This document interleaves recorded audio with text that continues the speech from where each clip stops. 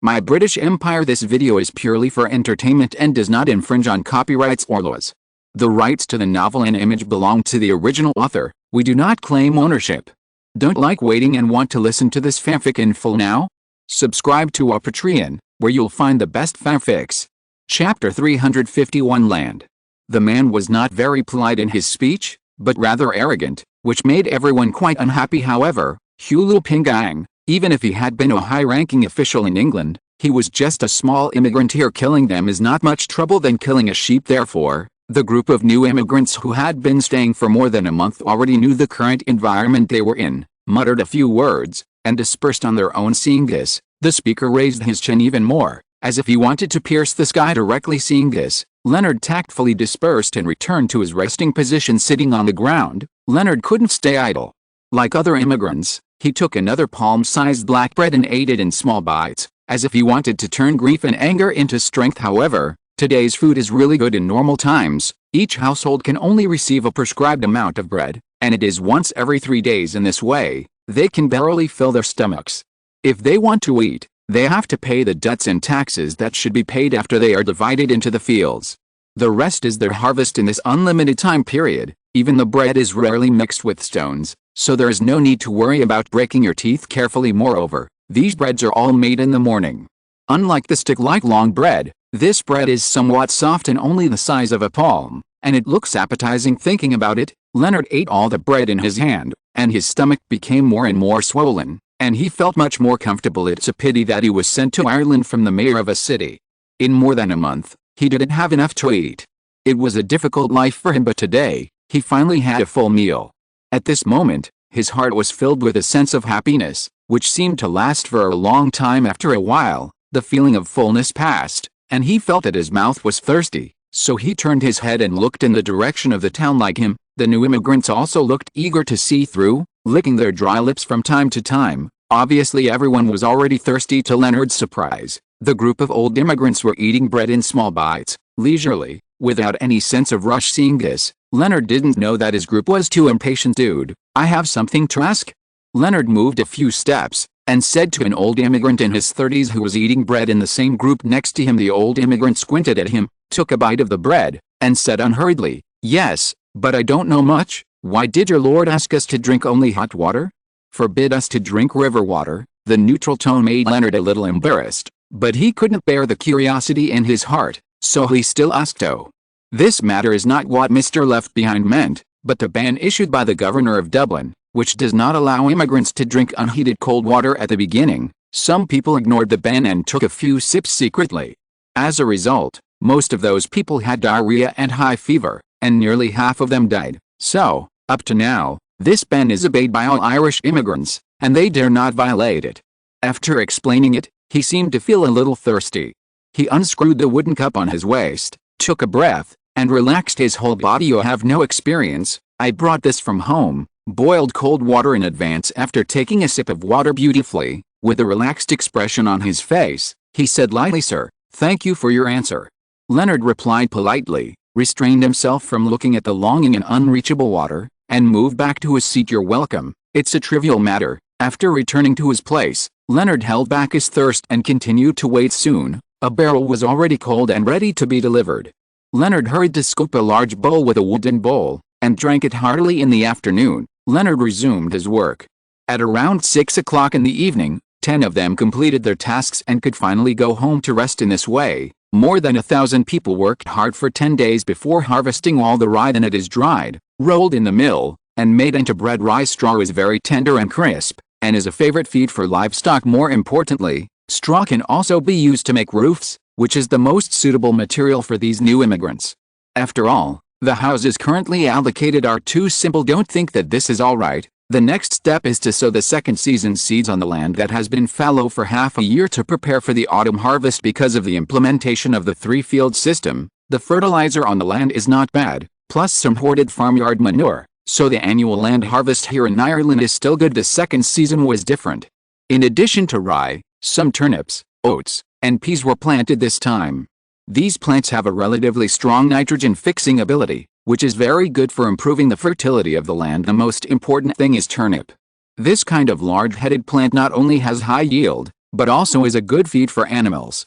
Its nutritional value is high, and it is most sought after by farmers even at certain moments. It can also serve as a necessary food, and it tastes pretty good and is very popular. This kind of plant with obvious economic benefits was initially limited to some remote areas in the countryside.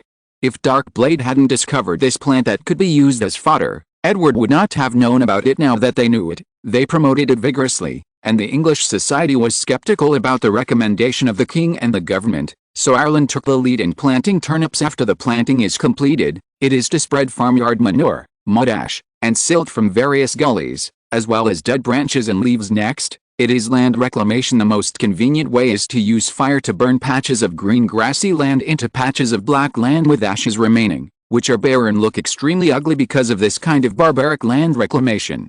England received the hatred of those Irish who survived by shepherding, and the hatred between the two deepened. After all, for nomads, grassland is the foundation of their survival, and this kind of destructive behavior is no less than cutting off their lifeblood. Leonard heard from those old people that last year there were still close tribes who suddenly attacked them because of the problem of burning wasteland, causing them to lose more than a dozen people. Then, those bulls with their noses pierced obediently carried copper plows one by one.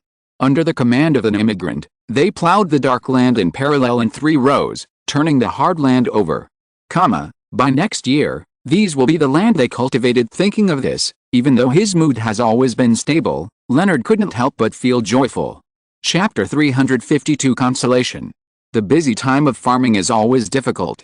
After a month passed, Leonard felt a lot easier after reclaiming nearly 10,000 acres of land. By this time, the time has come to June. Even in Ireland, the weather is a bit unbearable. Ireland has a lot of rain and humid air, which makes the sweltering heat even more uncomfortable. But Leonard didn't care so much, and together with other immigrants, he started to build his own house. Thatched cottages have always been the place where the poor live in China. If someone has traveled to the UK, they will find that this kind of thatched cottage is exclusive to the rich, and the poor cannot afford it. The thatched cottages with the characteristics of ancient England. In modern times, not only are the maintenance costs high, but the British government has also listed this kind of houses as cultural heritage and issued laws to protect them at present. This kind of thatched hut is still exclusive to the poor. Of course, all the people who came to Ireland were Englishmen, and the houses they built were naturally English style. First, Leonard selected the longer ones from the harvested rye and wheat stalks and took them home. As for the straw, Sir John had it piled up in haystacks, and the settlers sifted through it when Leonard came. The whole drying yard,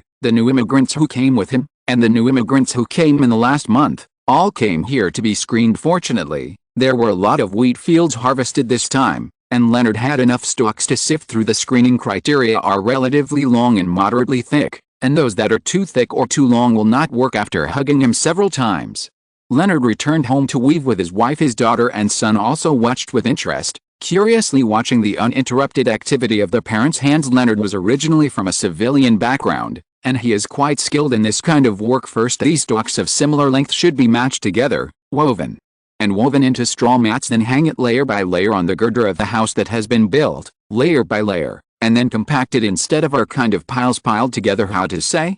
This kind of thatched house in England requires a weaving skill, and then puts a hat on the house. If you look at it, it looks like a child wearing a warm hat in winter, round and round. For example, on the window, the thatch will become a kind of semicircle, acting as a kind of shelter in front of the window. The walls are white and with a chimney. It looks very cute. This kind of thatched house, because the thatch on the roof is relatively light, but also has better air tightness, and the structure is very strong, is loved by the lower level farmers. Basically, this kind of thatched house will not have problems for decades, and it only needs to dry the thatch on the roof for a few years. In this way, within half a month, on the allocated foundation, a thatched house belonging to Leonard's family took shape. As for the disadvantage, it is easy to catch fire, but in the rainy and humid place like Ireland, this kind of thatched house is the most suitable. When his house was built, other immigrants also built their own houses one after another, and the whole Wenger town looked more lively in the happy and harvesting moment. Besides grazing, the immigrants in Wenger town relaxed a lot.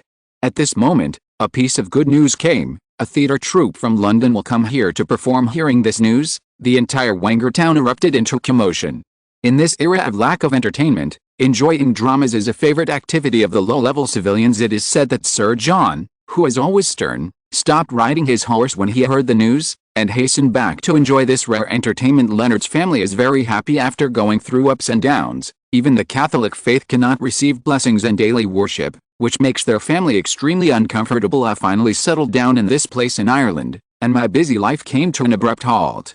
At this moment, I felt empty in my heart and urgently needed to be released. The arrival of the theatre troupe cheered them up, and they eagerly wanted to see a theatre performance from London in the entire British-occupied area, that is, the colonial point. Dublin stipulated that no Catholic church should be built, and no Catholic priests should be allowed to preach in this regard. Most of the immigrants who have experienced such a turbulent life will turn to Anglicanism and become Protestants after their hearts cannot be comforted by the pastor. But the Leonard family is different. Their beliefs are much stronger than ordinary people, and they still believe in Catholicism and reject Protestantism in this regard. The major colonial strongholds will not persecute, and will take various measures to subtly influence it. For example, only immigrants who believed in Anglicanism could have the opportunity to enter the colonial upper class and become a master. For another example, the rations distributed every day. Those who believe in Anglicanism will be 2 levels higher than those of Catholics. With such various methods, coupled with the brainwashing activities carried out in various colonial strongholds, most Catholics will believe in Anglicanism within a few months. As for those pro-British tribes, Dublin demanded that there should be no mandatory requirements, but a subtle influence, so that these Irish tribes would become real Englishmen. As for those ordinary and hostile tribes, the major colonial strongholds were captured, then reduced to slaves, and even sold. The reason why there are no Irish slaves in Wengertown is because it is at the southernmost tip of Ulster Province, which is much more dangerous than other strongholds. Therefore, at present, Sir John has not launched an active attack. Compared with the nearby tribes, the strength of Wengertown is still too weak. It can only be defensive and guard this developed land. On June 3rd, around 3 o'clock in the afternoon, the sky cleared up, the wet weeds were happily eaten by cattle and sheep, and there was a cheerful atmosphere on the earth. The same goes for Wengertown. In front of the square in front of the church, the immigrants sat in front of the built-up high platform with large tables and small benches. Looking down from above, there were dense crowds of heads, big and small, which made people nervous. The actors, who had already put on costumes, performed seriously on the high stage without a trace of nervousness. At this time, the famous play Henry VIII was being performed on the high platform. The young man posing as Henry VIII, with a calm expression on his face, fought a series of battles of wits with the French king at that time. Only then did he lead the French mercenaries with 2,000 trophies, thus starting the road to the crown. The actor who played Charles VIII, an old man who looked befuddled and sly, made the audience laugh, and the air was filled with joy while Wenger stayed behind. Sir John was also in high spirits. He looked up without blinking his eyes, and seemed fascinated. Chapter 353 Expansion. Such a lively scene lasted for 4 days, and the immigrants in the entire stronghold had a happy time for a few days, and then returned to reality. In this way, after 10 or so days of busy work, Leonard thought that life continued like this, and it felt pretty good. Who knows, just after you stayed behind to send food to Dublin for sale and pay taxes, at this moment, Your Excellency left behind suddenly summoned all the male members, which made Leonard puzzled with doubts. Leonard bid farewell to his wife and children, and came to the square again. The square at this time gathered all the male members, including those aged 14 and above and those over the age of 50. It was estimated that there were about 700 or 800 people. Sir John was sitting on the horse. The horse was walking back and forth, snorting from time to time, obviously a little excited. Today's Sir John put on a cold face as usual, sitting on the saddle. His whole body looked straight, but what is puzzling is that he is wearing a military uniform. He looks heroic in his military uniform, which frightens the group of immigrants trembling and dare not make a sound. Leonard is naturally no longer in this ranks. As a mayor of the city, he has seen many soldiers like this, so naturally he will not be afraid. However, being in Ireland at this time, the place is different, and the feelings it brings are naturally different, which has to make him feel a little afraid. Everyone, this year is different from previous years. Everyone must be prepared, regardless of the doubts or fearful gazes of these people. Sir John spoke in a deep voice, and his voice penetrated the entire square. In the past few years, Wengertown was attacked by those barbarians from time to time. This is a provocation to His Majesty the King and a threat to us. It cannot be tolerated. This year, we are about to launch a large-scale operation, and strive for the year after next, when I will return to London for induction. I can proudly announce to His Majesty the King, it is a great honor to fulfill your entrustment. I have successfully completed this sacred and glorious mission. So, everyone will have a 1-month training, and after that, everyone will work together to drive away the barbarians in County Louth, and make this place truly the land of England, the territory of the royal family. Ulster is located in the northernmost part of the island of Ireland. According to the division, it has 9 counties, namely Antrim, Armagh, Louth, Donegal, Downhill, Fermanagh, Londonderry, Monaghan and Tyrone among them, except for Donegal, Monaghan and Louth. The remaining 6 counties later formed Northern Ireland and joined the United Kingdom as the northernmost tip of Ulster Province. Sir John is located in Donegal County, north of Donegal, the capital of Donegal County. Compared with other strongholds, his stronghold is more difficult to imagine. Not only is it far away from Dublin, but also the weakest development level, with many mountains and few plains, and many savage tribes in this regard. In the past few years, Sir John has been taking a defensive position. As a peace lover, he has only opened up 20,000 to 30,000 acres of land, and a while ago, the Jazz who went to Dublin received a lot of support because of little progress. 500 spears and arrows, 50 longbows, 100 sets of armor, 100 matchlock guns, 200 pounds of gunpowder, and 1,000 pounds of iron ingots. These are equivalent to all the support he has received in the past 6 months, which made the aggrieved Jazz straighten up in an instant, and his whole body is full of strength like never before. What made him even more joyful was that the royal fleet was also in a hurry to complete the task assigned by the king within 5 years after confirming with His Excellency the Governor. John Perrott already knew that just next month, the royal family caravan will add a port of call, Donegal Port. In other words, in addition to Dublin, Dundalk in County Louth, Donegal has become the 3rd port of call. This not only means that he can obtain material exchange quickly, but also get support when necessary. Therefore, he made up his mind that after practicing for a month, he would lead the militia to gradually nibble away at those rebellious Celtic tribes, and strive to seize the land in the northern part of Donegal within 2 years to complete the goal. Thinking of this, Your Excellency looked at the immigrants below with a cold look. In the following week, Leonard swore that this was the most painful week of his life. In order to get familiar with the changes in the phalanx, he not only had to turn left and right frequently, but also learn to avoid traps, cooperate with his colleagues, and learn to use spears. Learn some of the common language of the Celtic. After learning all of these within a month, Leonard was not only physically exhausted, but his head was about to explode. Finally, after a month of devil time passed, Leonard bid farewell to his wife and children, picked up his spear, and walked with the army. Sir John was not idle either. After deploying some veteran militiamen to defend Wenger Town, he prepared food, grass and equipment, and sent someone to notify the nearby pro-British tribes to join forces and attack together. Of course, the most important thing is that he chose the tribe that was the first to perform surgery, the Kelly tribe to be precise. It should be preceded by a prefix, which is a common method used by Irish people. The earliest recorded Irish surname is said to be Clary, which, if added, would mean grandson of Clary. Of course, in addition to this, there is also the prefix Mac, which the Irish like to use, but the Scots prefer to use this. If you go to the streets of Ireland, you will find that most of the business names have this prefix, which is an important symbol of Irish ancestry. The reason why the Kelly tribe was chosen is because it is one of the 3 major tribes in the North Donegal region, and it is also the most domineering tribe. Not only do they plunder and sneak attacks on the English, but they also often plunder and bully other small tribes, which arouses hatred as for the pro-British tribes around Wenger Town. After offending the Kelly tribe, they wanted to seek refuge in Wenger Town to avoid bullying. Thus, in the minds of those little tribes, the Kerry tribe was more objectionable than the English. In this way, the first operation was the Kelly tribe. More importantly, the Kelly tribe has a population of thousands, and the mountains cannot support that many people. Only the plains are suitable, so the goal is big. More importantly, although the Kelly tribe did not farm land, they grazed tens of thousands of sheep and thousands of cattle. These were the spoils that Sir John coveted with ease, and exchanging some weapons with those merchants, he will be confident enough to defeat the other 2 big tribes, and then the pacification of North Donegal will be just around the corner. Chapter 354 Expansion. Before the expedition, Sir John invited 3 pro-British tribal leaders to lead the way as usual.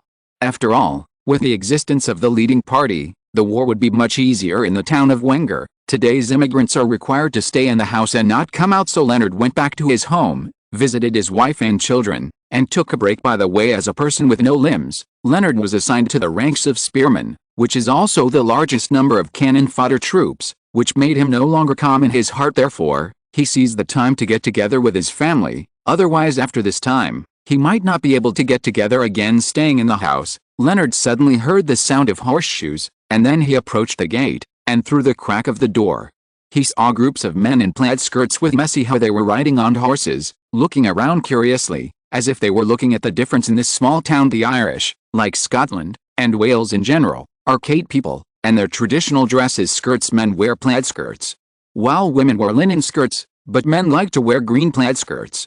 The fabrics are woven by themselves, and the patterns on the clothes are usually the emblems of their tribes. Each tribe in Ireland is basically a small self-sufficient society. Dozens of cavalry were divided into 3 teams, not far apart, and walked slowly towards the left-behind mansion in Wangertown, which was the residence of Sir John and the administrative center of the entire Wangertown. Before and after these cavalry are Wangertown's own militia, mainly to prevent these barbarians from being unable to control themselves and wantonly plundering, which is fun. Sir John received the 3 chiefs of the tribe at his mansion. In this regard, Sir John stated his reasons for taking the initiative to attack at the beginning, which is nothing more than the attack by the Kelly tribe last year. Moreover, he also emphasized that the Kelly tribe has gone against the grain and oppressed other tribes at will.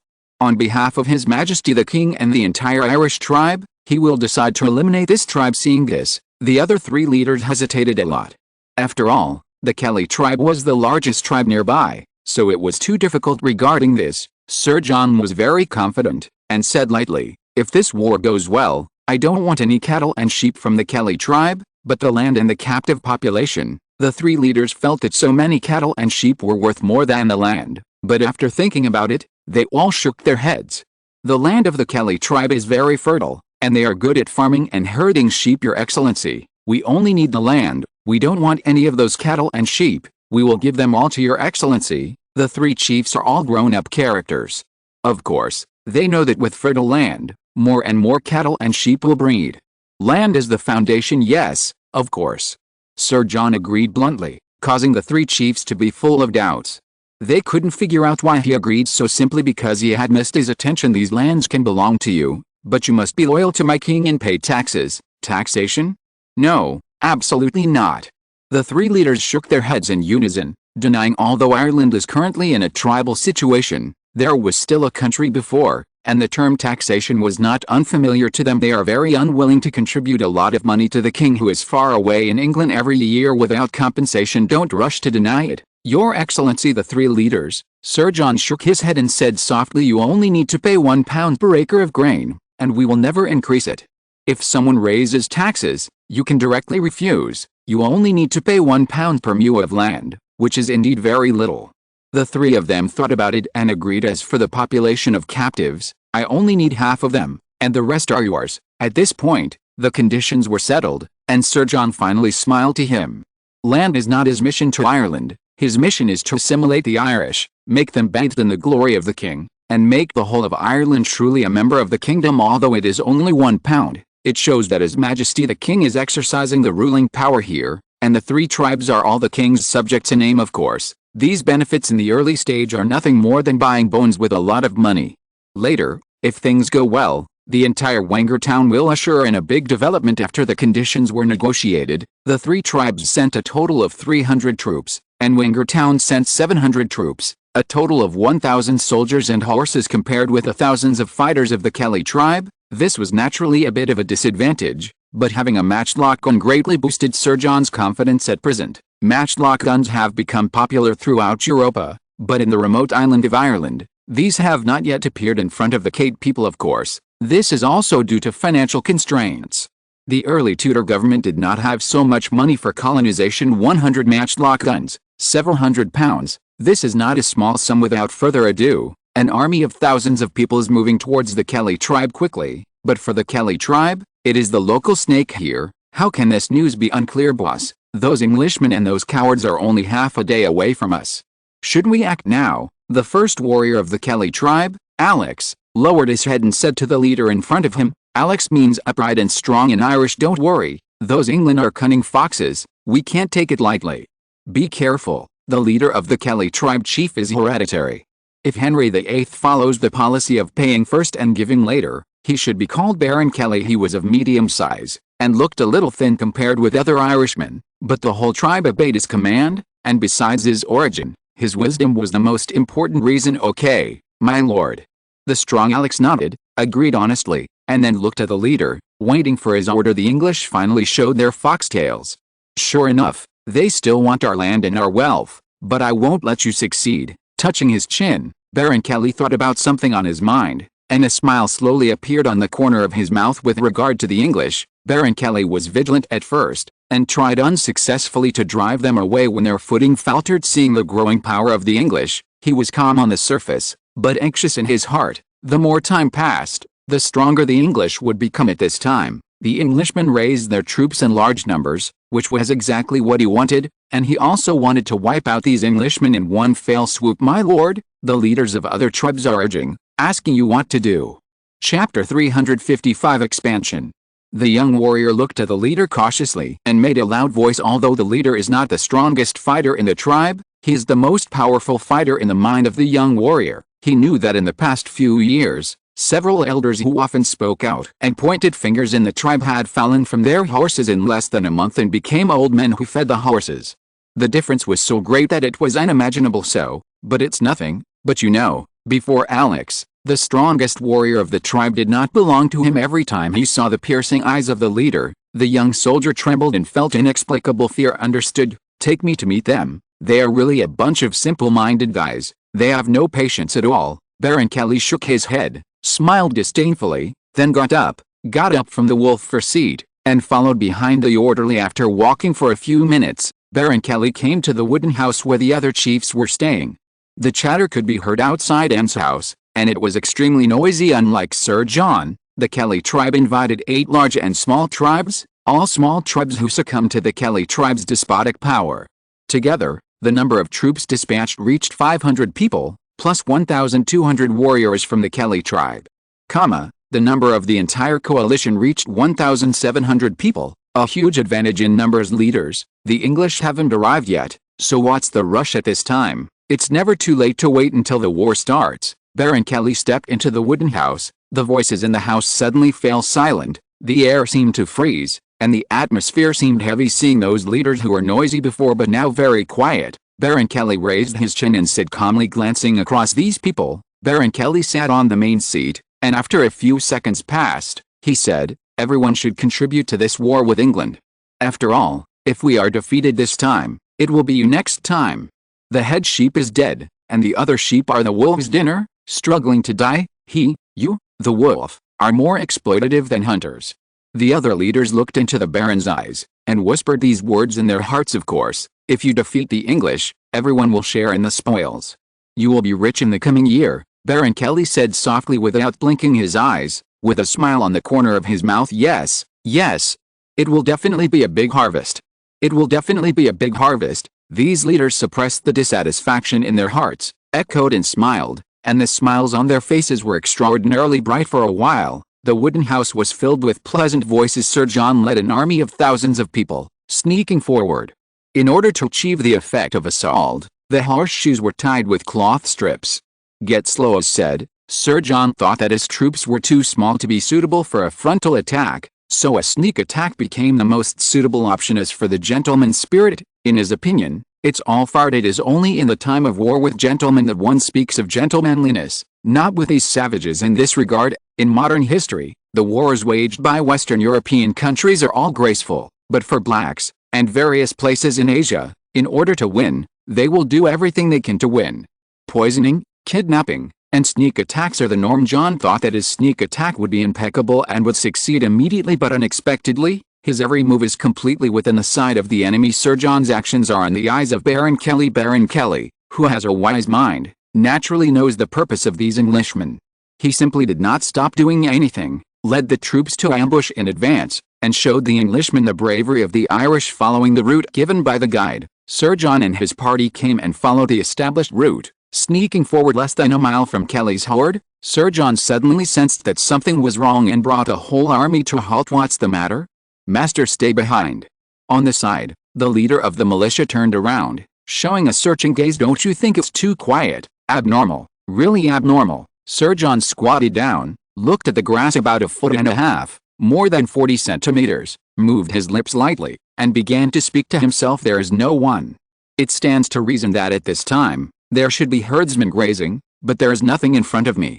Not good. The more he said, Sir John discovered a possibility that he was ambushed. Kill, less than 200 yards apart, about 1 yard and 90 centimeters, a group of cavalry suddenly appeared in a forest, shouting loudly, holding various weapons in their hands, such as stone knives, sharpened swords, etc., pointed spears, large logs, and so on. Seeing the people and horses appearing in front of him, Sir John was startled suddenly, and then he was very grateful in his heart.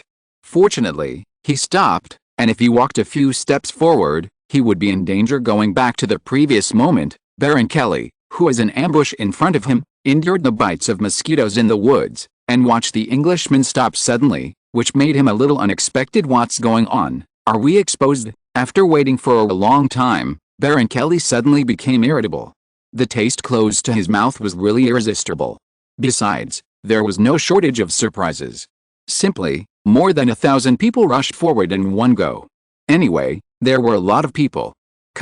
Crush them to death. Thinking of this, the tribal coalition forces came out of the tormenting woods screaming, and rushed towards the stagnant English coalition forces. A large number of enemy troops rushed over. Hundreds of cavalry, galloping horseshoes shook the ground, as if they were beating the hearts of the English coalition forces, and those new immigrants and tribal fighters who had just arrived had fear in their eyes. Seeing this, Sir John knew that he could not back down. For the current plan, he could only win by fighting to the death, otherwise he would die. Even worse, leaders, now we have to fight to the death. If we lose, it's not just us. The Kelly tribe will definitely not let you go. The leaders thought for a while, put away the fear in their eyes, and showed a spirit of giving up their lives on their faces. They rode on the horses and roared loudly, "Oh grave, oh acute." Although Sir John couldn't understand the language of the Cape people, he still knew the general meaning. Nothing more than going together. Don't be afraid. After all, English and Gaelic are a bit similar. Let's charge together too. Sir John mounted his horse, followed a few tribal warriors, and shouted at the militiamen behind him. Although the militiamen behind didn't know what the knight said, they followed the steps ahead. The spearmen raised their spears, and the cavalry mounted their horses and charged forward. Chapter 356 Expansion. The impact of more than 2,000 people covered more than 100 meters, and in less than 10 seconds, two teams of cavalry collided. On the English side, there are only about 700 cavalry, while on the side of the tribal alliance, there are more than 1,300 cavalry, with fewer infantry and more cavalry. The ratio of cavalry and infantry in the two armies is just the opposite. If you look at it from the sky, a thin long snake rushed towards a larger one regardless of the danger, and hid it hard behind the two sides. There are panting infantrymen, holding bows and spears, following behind step by step, neither near nor far from the cavalry, when they see the two sides fighting together, for fear of hurting innocent people. Avoid the distance, it's even further away. So, an embarrassing thing happened. The infantry of the English coalition army took a long way around. Preparing to teach the infantry of the tribal coalition army a lesson, the infantry of the tribal coalition army started to run around the cavalry in the melee. All in all, Sir John, a rookie with almost zero war experience, met the Irish, who had always been arrogant and straight, so this war seemed chaotic and ridiculous. Even though the morale was high, the numbers were too small after all, and the English coalition forces in the melee gradually fell into disadvantage, even like a kite with a broken string, precarious in the wind and rain. Seeing this, even the inexperienced Sir John could tell that his side was about to lose. Bang the drum, let the cavalry come back. Seeing that the situation was not good, Sir John sent the messengers around him to inform the drummer and began to withdraw the troops. Baron Kelly took the lead, wearing simple knight armor, holding a mace, swinging left and right, and shot down a cavalryman with a single movement. His body was full of blood, and surrounded by guards on the left and right. He was extremely brave. Although he is used to using tricks, his own bravery is also good. Gradually, he found that the resistance of the group of Englishmen on the opposite side became weaker and weaker, and there was no sign of the group of Englishmen in front of him, which made him very puzzled. Boss, the English are cowards, they all retreat. The tribal warriors on the side saw the puzzled expression on the leader's face, and immediately explained, what a group of cowards. Everyone rush with me and kill the group of Englishmen and those traitors. Baron Kelly looked up and saw that those Englishmen had fled back, surrounded by infantry, and a trace of timidity could still be seen on their faces. Immediately, he looked up to the sky and laughed loudly, looked at the tribal warriors who were fighting more and more bravely, wiped the blood from his face with his right hand, and shouted loudly, seeing that their side was about to win. the tribal coalition army's morale became more and more high.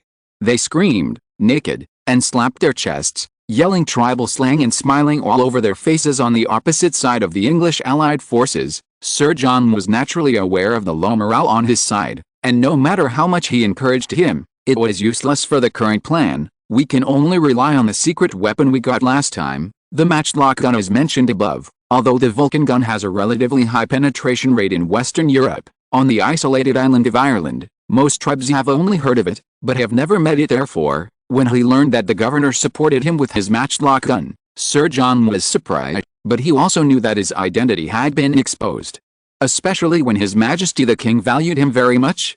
The Deputy King of Ireland was ready to make friends and notify the cavalry to put the prepared sackcloth on the dismounted mount, quickly. Seeing the group of savages come to their senses, looking as if they were going to kill them all, Sir John could no longer care about his dignity, and shouted loudly, "Let the musketeers who have been training for a month get ready. Today is their time to perform. Show some energy." Following Sir John's order, the English soldiers moved quickly, and the musketeers were already in position at this time. The group of Irish savages were only 70 or 80, 6 or 70 meters, away from them, and their hideous faces could already be seen. "Launch!" cried Sir John hysterically.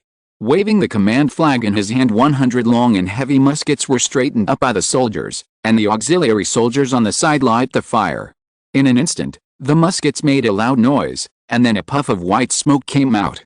Immediately afterwards, Sir John smelled it. "It smells like sulphur and gunpowder." On the other hand, Baron Kelly, just as he was preparing to welcome the victory, suddenly raised a steel pipe with a core in the opposite side, which made him suspicious, and suddenly felt a little anxious in his heart. Here, danger lies ahead. He was about to raise his hand, wanting the troops to stop, but he suddenly realized that there was no way for the fast-charging cavalry to stop quickly, so he could only suppress the anxiety in his heart and charge forward. It's like a long river of history, mighty and mighty, and human power can't stop it for a moment. First there was thunder, then white smoke, and then lead bullets burst out from these hollow tubes, directly hitting the group of cavalry. Although the distance is very close, the accuracy of the matchlock gun is still shocking. Hundreds of matchlock guns hit the meat, but only a dozen grains, and the rest either flew into the sky or misfired, and the damage was very low. However, although the damage was low, it made these Kate warriors tremble with fear. What was even more worrying was that these warriors noticed that the horses under their crotches had become restless and their speed had slowed down. "Don't worry, just control the horse and rush to the Englishman." Resisting the fear in his heart, Baron Kelly said with a sigh of relief, with a calm look on his face. However, the Kelly tribe was all right. People from other tribes were already frightened. The huge thunder made their fear limit rise, and some people left the team intermittently. At this moment, the musket fired for the second time. This time, more than 30 people were shot. Even more fortunately, Baron Kelly, who had always been rushing forward, was shot by his horse and was thrown off the horse, rolling over like a donkey. At this moment, the entire tribal coalition forces scattered in all directions with a bang, and the fear in their hearts dominated them, and they fled one after another in a blink of an eye. The tribal coalition forces that were about to win quickly melted like a snowman meeting the sun. On the other hand, Sir John, and the coalition forces behind him licking their wounds, were dumbfounded, as if they had seen God. "It's amazing, it's amazing." The balance of victory turned immediately. "Thank God. Thank God." Seeing this scene of turning defeat into victory, Sir John was a little unbelievable, and couldn't help murmuring. The same goes for the other soldiers. They didn't even look at the musketeers who had made great achievements. Instead, they looked up at the sky one by one, with crosses drawn in their hands and prayers from God on their mouths. "Everyone, rush over together, capture prisoners, and don't let go of an enemy." After praying, Sir John immediately reacted, looked up to the sky and laughed, and shouted to charge. Chapter 357. Loyal people deserve respect. The English Allied forces were completely defeated by the tribal Allied forces. At this time, the musketeers showed their power. The blind cat encountered a dead mouse and hit Baron Kelly directly. The entire tribal Allied forces disappeared immediately. Therefore, the easy victory convinced the soldiers that this was God's blessing, not the actions of the thin and few musketeers. Of course, Sir John, who knew the specific details, and a few knowledgeable people, of course knew the specific situation, looked at the dark matchlock guns with enthusiasm, almost melting the iron rods. Not caring so much, after hearing the shout of the left behind adults, no matter whether it was the subordinate tribe or the militiamen with rapid heartbeats, They all went straight to cover and kill them, full of confidence, as if they had been injected with hormones, and the tribal coalition forces, which were originally scattered, are now even more scattered. When the English coalition forces attacked, the infantry snatched the horses of the cavalry for the chance of survival. The cavalry threw away their weapons to lighten the burden on the horses so that they could escape faster. The entire tribal coalition army lost its courage and had no resistance at all, so they were chased and killed by the English coalition forces, trying to escape for their lives in ancient wars. In fact, not many people died during the battle, and the most dead were actually when the opponent was defeated, and the victor's cover-up was the biggest source of casualties. Like a pack of wolves, the English coalition forces drove away the fleeing tribal coalition forces, hunting and killing them one by one. In this way, it took more than 2 hours before it was considered over. Since most of the tribal coalition forces were cavalry, a lot of them escaped, so the situation of corpses strewn all over the field was invisible. Sir John got off his horse and looked at the corpse surrounded by several immigrants in front of him, and there were several dead horses beside him, but there was no corpse. "My lord, this is the leader of the Kelly tribe." An immigrant on guard, with rolling eyes, looked very clever. When he saw him, he immediately took a step forward and pointed to the center of the circle. Sir John was a little excited. He walked over quickly, glanced at the immigrant, and then looked at the piled corpses, bloody trampled by horses. He lowered his head and looked carefully. "Look, the leader at the bottom is wearing armor, and the ones above are guards." It was still the clever immigrant. After he and others moved the corpses on the upper floor away, he pointed to the exposed corpse and said, "The corpse at the bottom is relatively complete and can be clearly identified." "Yes, it is indeed the cunning leader." Sir John had seen him a few times, took a good look, and said in the affirmative. Hearing this affirmation, the three militiamen immediately showed excited expressions on their faces and suppressed their laughter. Sir John looked at the exposed corpse and the several corpses on it. He was originally joyful, but now he was a little silent. "The one below is the leader, so the one above must be the guards." After Baron Kelly fell off his horse, the cavalry behind couldn't restrain their speed and rushed over directly in order to protect him. Several guards used their bodies to resist the mighty cavalry regardless of their lives. It's a pity that not only they died, but even Baron Kelly, who was protecting him at the bottom, also lost his life. Regarding this, Sir John, who had been influenced by knightly etiquette since he was a child, couldn't help showing a solemn expression. He took a step back, then lifted the helmet with his right hand, stroked his right chest with his left hand, bowed slightly forward, and performed a knight salute, expressing his appreciation for the loyal attitude of the guards. This solemn scene made the three militiamen feel a little overwhelmed. They put their hands and feet on each other in a panic, not knowing what to do. "You have made great achievements, and when you go back, you will naturally be rewarded. Now keep this corpse safe, and then bury the other corpses." Sir John quickly came out of the emotion, gave orders calmly, and then got on his horse and left. "Yes, my lord." Surprised by the change of face of the left-behind lord for a while, the three militiamen came to their senses and responded. Sir John took a few cavalrymen and left here. The Kelly tribe that was still blazing ahead after entering here, the cries of women, the wails of old people, the cries of children, and even the barking of dogs came to his ears, but he didn't take it seriously at all. The crude wooden house was artificially damaged, either burned or dilapidated. The furniture inside was in a mess, which could be seen from the outside. On the way, he also encountered a lot of scenes of robbery, scrambling for property, and rape, but he ignored them at all, as if he knew nothing about it, and passed by slowly on horseback. War.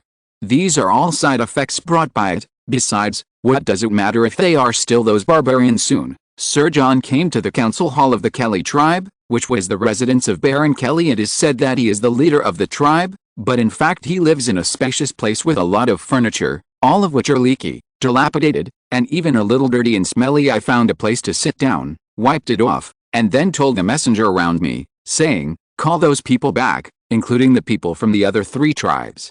If you've had enough fun, stay with me." "Yes, my lord." The messenger hurriedly agreed upon hearing the order. An hour later, high-level militiamen and three tribal leaders also came, and the entire conference hall became lively. Everyone was beaming, wearing gold and silver on their bodies, very happy. "Pastor Thomas, please tell us about our gains and losses." In an era when the literacy rate was low, priests were still the most literate people. In the army, there was a priest who controlled the books and comforted the spirit of the soldiers. Of course, the Anglican sect here cannot be called a priest, but should be called a priest. Moreover, this pastor is just a respectful title. The real pastor manages a small church and will not accompany the army. Pastor Thomas, why are there so many people named Thomas? How annoying, is a bit burly and has thick hair. If you ignore the robes he wears, he will definitely be recognized as a soldier, although it looked majestic. Pastor Thomas's voice was soft, crisp and pleasant. Yes, my lord.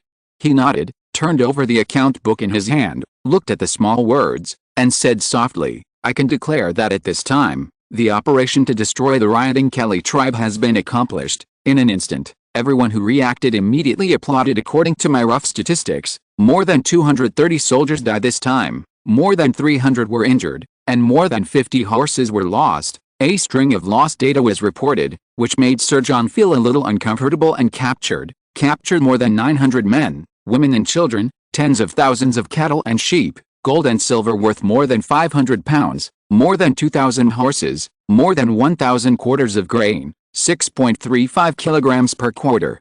And the rest of the spoils countless. There is a new book, The Romanian Eagle, written about Romania during the First World War. I recommend it. If you are interested, you can read it. Foreign history is not easy. Please support it. If you're listening to this novel on a channel other than Fanfic World, it means they downloaded and uploaded it without effort. We cordially invite you to visit our channel, Mundo Fanfic Novelis. There you'll find the original version of this story, and you can explore many other novels of various genres. We're waiting for you to immerse yourself in a world of incredible novels. Chapter 358. I just like bureaucrats. This war not only allowed Wingertown to gain a large number of people and finances, but more importantly, Wingertown gained its prestige. Since Wingertown contributed the most, it occupied the bulk of the property division. Except for the land, the rest basically fell into the arms of Wingertown. Among them, various small tribes attached to the Kelly tribe were included. Although these vassal tribes escaped in time and saved a lot of power, they still had to pay the price for choosing the wrong team. According to the requirements, the small tribe that was originally attached to must belong to the leadership of Wingertown, and must hand over 1/10 of the newborn lambs and calves every year, and 1/10 of the harvested grain. In addition, Sir John signed a decree reappointing the chiefs of their tribe, and delivered the canonization to Dublin, and then to London. Starting today, these tribes will become vassals of the English settlements, and troops will be sent to fight if necessary. As for the Catholic faith, Sir John did not touch it. To believe in this way, you need to go slowly, use time to pass the time, and don't act too hastily. So far, after nearly 3 years of hard work, Sir John has finally taken an important step in the North Donegal areas. For when the North Donegal region will be completely annexed, it is only a matter of time.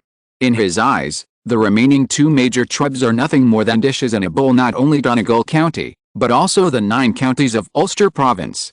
The 2 strongholds in each county made preparations for the same attack at the same time. At the same time, a young man in his 30s was standing in the ruins, with a fire shining on his face, stepping on the fallen plank. His smile was so bright in the distance, there was endless crying, and the heavens seemed to be moved. It started to rain continuously, and the raindrops fell on his stubbled face, which made him laugh even louder. Ha ha ha. This is the result of 3 years of hard work by me, Lemire Watson. Thanks to the governor, I can wipe out this largest tribe in one fell swoop. He looked around, the collapsed house, the howling woman, and the blood on the ground washed by the rain, which made him feel extremely happy and proud. I'm afraid, among the 18 people, I am the first to complete the task. I am really looking forward to the moment when I am summoned by His Majesty the King. Lemire Watson couldn't suppress the excitement in his heart any longer, and laughed out loud. As a commoner, reaching his current achievements has almost exhausted his efforts, and even the white hair on his head can be seen a lot. Once he was proud, he was overjoyed, and he began to look forward to the scene of being received by His Majesty the King. Such victorious scenes followed one after the other in Ulster, with the result always being the same, with England starting to make their biggest stride in Ireland. The reason for this is that the gun factories in England have made great strides in development. His Majesty Edward has always been estimating the country's military power, and weapons and equipment are the most important thing in military power is the Royal Arms Bureau. There are thousands of artisans serving it, plus various handymen serving it, no less than 5,000 spears, longbows, muskets, cannons, warships. There are all kinds of categories. It can be said that this is England, and even Europa, is one of the best weapons factories as the private property of the royal family.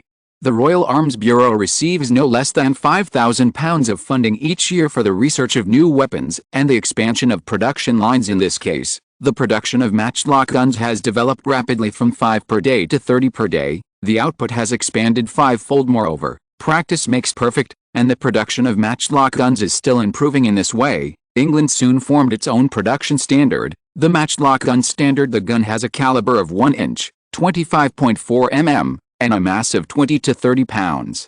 The weight of the full bullet is about 2 ounces, 1 ounce is 28.3 grams.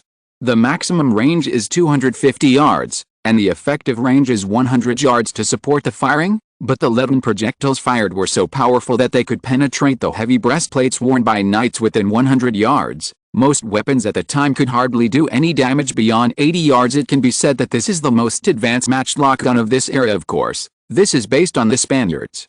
After all, they are more advanced, so it is not wrong to learn from them. Your Majesty, please look, these craftsmen are responsible for polishing the barrels.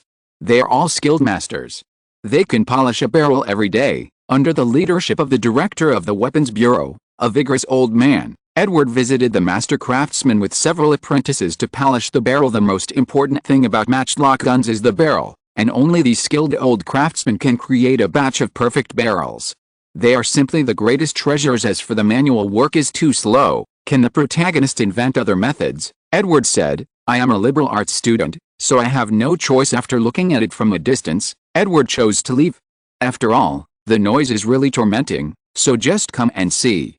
He has never heard of a king coming to meet the workers in person. This is the first time for him. How is the assembly line going?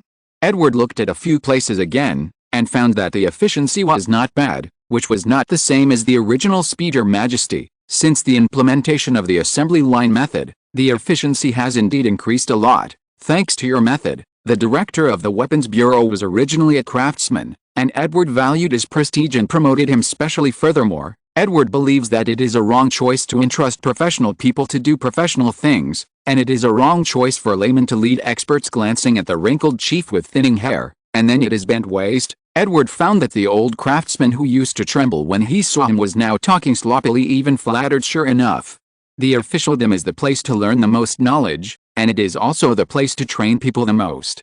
There is no fool who can reach a high position well, not only to improve efficiency, but also remember to improve the lives of craftsmen and make them more serious and enthusiastic. His Majesty the King, who walked around for a while, made an important speech after the tour, and made extremely important suggestions to the Weapons Bureau. Also, there is still a shortage of craftsmen in England. Remember to go to other countries to find more craftsmen. Don't be reluctant to pay. Finally, I would like to emphasize that we must do a good job in the security work of the Weapons Bureau. Pay attention to fire prevention, and prevent workers from leaking weapon information. Yes, Your Majesty.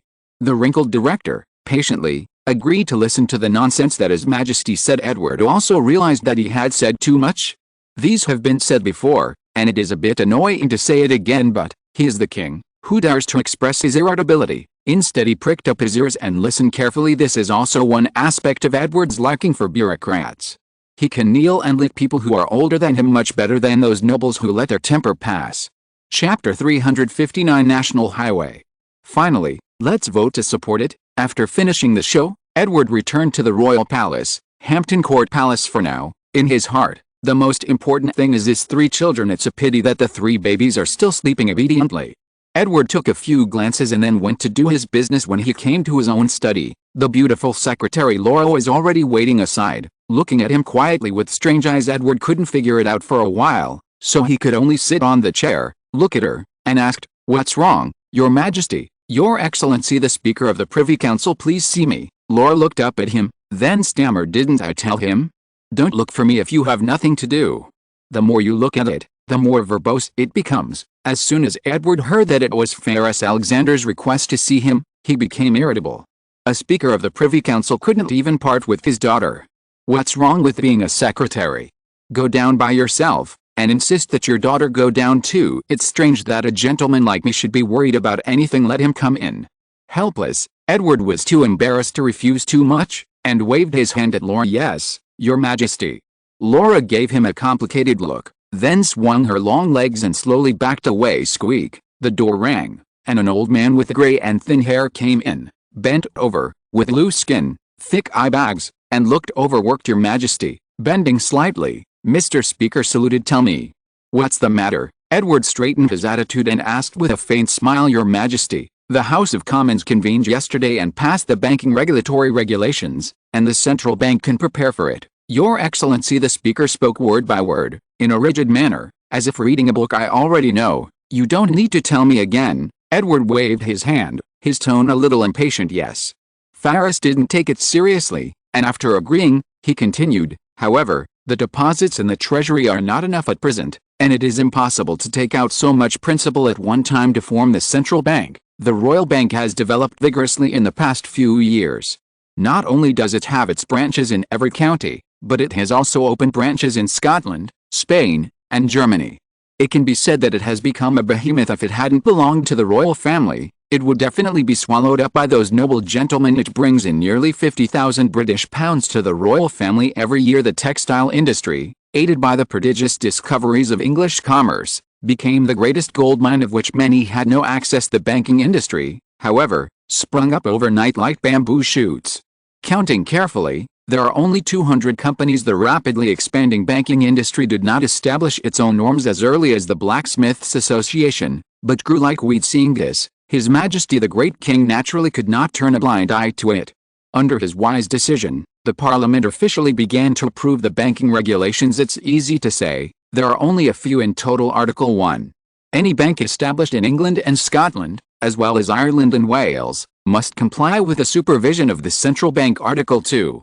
Anyone can set up a bank in the United Kingdom, but the registered capital must reach £10,000. Article 3. Any bank must pay 10% reserve savings to the central bank to maintain the normal development of the banking industry. The establishment of a central bank, the establishment of a registered capital threshold, and the payment of reserves are all Edward's tricks to control the banking industry. The central bank is responsible for supervising the banking industry, as well as issuing currency and stabilizing finance. In order to establish a central bank, Edward handed over the royal mint, united with the central government, and established a central bank in the newly established Central Bank of the United Kingdom.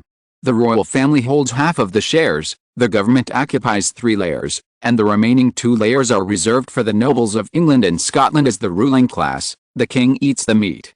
And the nobles of course have to share the soup. It is Edward's eternal rule to firmly tie the nobles to the royal carriage. The royal family left the mint, and the nobles contributed money. Naturally, the central government was no exception and would also contribute money. Your Majesty, there are still 2 months until the autumn harvest time. The current government finances are exhausted, and it is really impossible to spend so much money. The entire central bank is valued by Edward at £100,000. According to the ratio, the central government needs to pay £30,000 as the principal. What happened to the central finance? How come there is no money? Edward stared into Farris' eyes, looked deeply, as if trying to see through him, and asked. The Speaker of the Law was not afraid, and let His Majesty the King watch, very calmly, and said softly, "Due to the recent large-scale expenditures on road construction, most of the central and local tax revenues have been used to build roads connecting the country, and the rest of the funds have been reserved. The finance is currently unable to provide £30,000 at a time." Hearing this, Edward withdrew his gaze with an embarrassed expression. The suggestion of building the road was put forward by the young king at the imperial meeting at the beginning of the year. His Majesty the King put forward a grand prospect, and he requested, within 5 years, the capitals of all counties across the country will be connected to each other, and there will be a straight and spacious national road. The thousands of households in each county also need to be connected to each other, and the specifications are lowered no matter what county it is. The march from London to the local area takes at most 7 days. The specific requirements are that the national road is 10 yards wide, each yard is 91 centimeters, and there must be a tree every 3 yards on both sides as a barrier. In this way, it was really the king who moved. Woohoo! And the following ran with broken legs from the local to the central. The newly established bureaucratic system began to operate. This huge project compared with the past, the speed is much faster, and the bureaucratic system is still performing well. The central and local finances also spend most of the tax revenue on road construction. Building roads to connect the whole country can effectively break the geographical isolation of England, promote the development of commerce, and increase national strength. More importantly, it can allow the army to effectively suppress the whole country, achieve the role of centralizing power and maintaining rule. Such a huge project naturally consumes a lot of money. And the labor is also in the case of money. Although the central government currently obtains a large amount of tax revenue by tightening local finances, The annual treasury revenue has reached £300,000, and it is still growing rapidly. However, subsidizing half of the road construction fees still makes life difficult for the central government in that case. Let's postpone the account for 2 months. Edward knew that this was because of his own reasons, so he chose to understand the difficulties of the Central Committee. This is really a wise decision, my lord. Ferris finally showed a smile and gave a compliment. It seems that his goal has been achieved. Edward wanted to ask about his daughter's work as a secretary, but seeing his wrinkled face, he stopped talking. His Majesty, it's nothing, you back off. Also, starting from next month, Rancher plans to come to 2 chapters a day, 1 outbreak, rewards, votes, come as much as you want. Chapter 360 Beggar. Although he didn't know the true meaning of the Speaker of the Privy Council, Edward didn't take it seriously. Anyway, he was the king who is afraid of wool. What is a king? The king of a country. Is there any problem with having a woman as a secretary? Although a little embarrassing. 1555, July 6. Early in the morning, the rain continued to invade the entire city of London. The guest houses were green, the streets were washed, and the sparse pedestrians dodged around, and they were drenched to the end. The light rain became heavier and heavier. Gradually, layers of mist rose from the surface of the Thames, and the city of London was shrouded in grey-white mist. Pedestrians did not know each other. The rich man's fireplace was activated at this moment, and the flames rose up, slowly drying the damp floor and walls in the room. The family was reunited in the room. Their faces were red, and the smiles on their faces were extraordinarily refreshing. But those poor people can only stay on the bed shivering, praying for God's blessing in their hearts, pretending that the thin quilt on their bodies is a thick quilt to warm their cold limbs. They were lucky. Those helpless beggars could only tremble around the church, begging to be taken in. This is also the time when the church buys people's hearts. Generally speaking, the amiable priest will open a small door and let these poor beggars come and rest in the woodshed for a while. If they meet a kind priest, they will be allowed to light some firewood to keep them warm. Of course, all the churches in London have passed from the hands of the Catholic Church to the hands of the Anglicans, inheriting the previous tradition. The churches in London still carry out this tradition. When it rains, the churches open their small doors to accommodate the homeless people to rest for a while. Greyface is such a homeless person, also called a refugee. It got its name because of malnutrition and being disgraced all day long simply because he has been used to calling it since he was a child, and he has completely accepted the title of Greyface. It is different from other refugees who went bankrupt due to land enclosure and inflation. He grew up in London since he was a child, and he grew up eating a lot of food.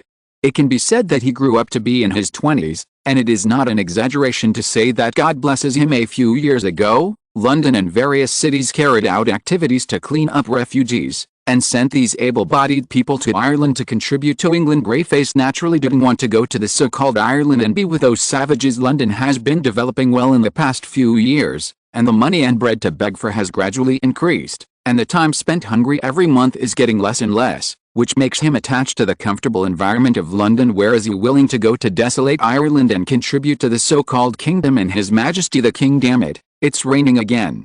Julian wiped the rainwater from his forehead and neck with his hands, feeling that his clothes were already wet, and they were tightly fitted, revealing his thin body. Without a doubt, boss, hold on for a while, the church is almost here. The younger brother on the side lowered his head and ran quickly, and when he heard his boss's complaint, he couldn't help saying aloud, "Can I not know myself?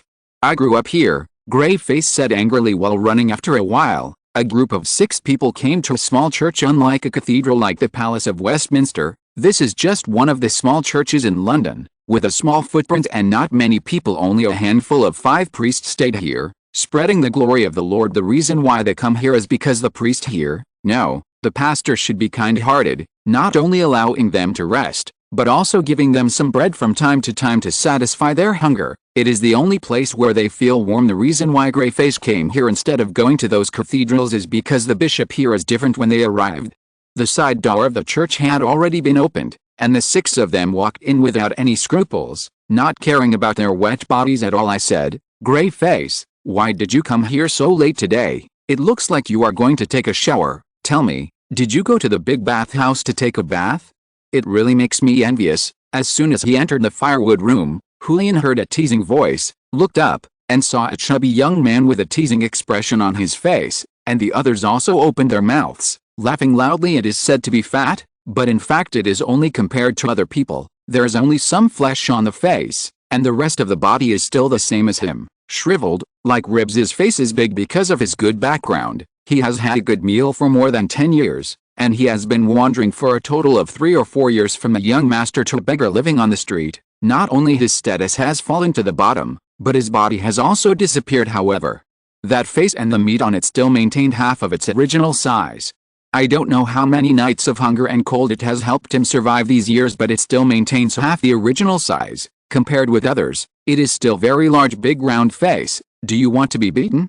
Grandpa has given you good looks these days, right? As soon as Julian saw him, he immediately became angry and cursed at him. You rascal, if I didn't eat enough today, I would beat you to death. The big round face glanced at his side. There were only 3 or 4 people. There were no opponents of the 6 gray faces, so he could only growl loudly on the outside, and then started a fire on his own. HMPH.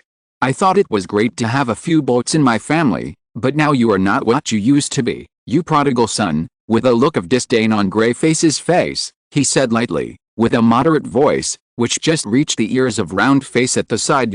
Yuan Lin's expression was ferocious when he heard this, and he couldn't bear it any longer. He immediately stood up and walked towards Julian with his fists waving, ready to fight. Seeing this, Julian sneered, clenched his hands into fists, and raised his right hand to meet him. Stop! Just as the two were about to hit each other, a hoarse voice came from the side. When the two heard this, they immediately stopped and stayed where they were on the side. A boy of 13 or 14 was standing at the door, wearing a cassock. It was obvious that he was a young priest. There are no fights in the church, and you can't tarnish the glory of our Lord in the church. If you see it next time, don't come. The baskets containing black bread in the little priest's hands. His eyes widened, and he said harshly, seeing that they were guilty, and shrank back. He distributed the bread one by one. Black bread, the size of a palm, is different from the bakery and the shop. There are not so many stones and sawdust in this bread, which makes the stomach half full. The remote location of the church, coupled with the fact that the two groups of Greyface and Roundface subconsciously covered up the news, they were able to share this holy place. More than a dozen people silently divided the bread, eating small bites, and the little priest also left at this time. There was a sudden sound of powerful footsteps outside the courtyard wall. Chapter 361 England Canon number 039, T. Afford this blame.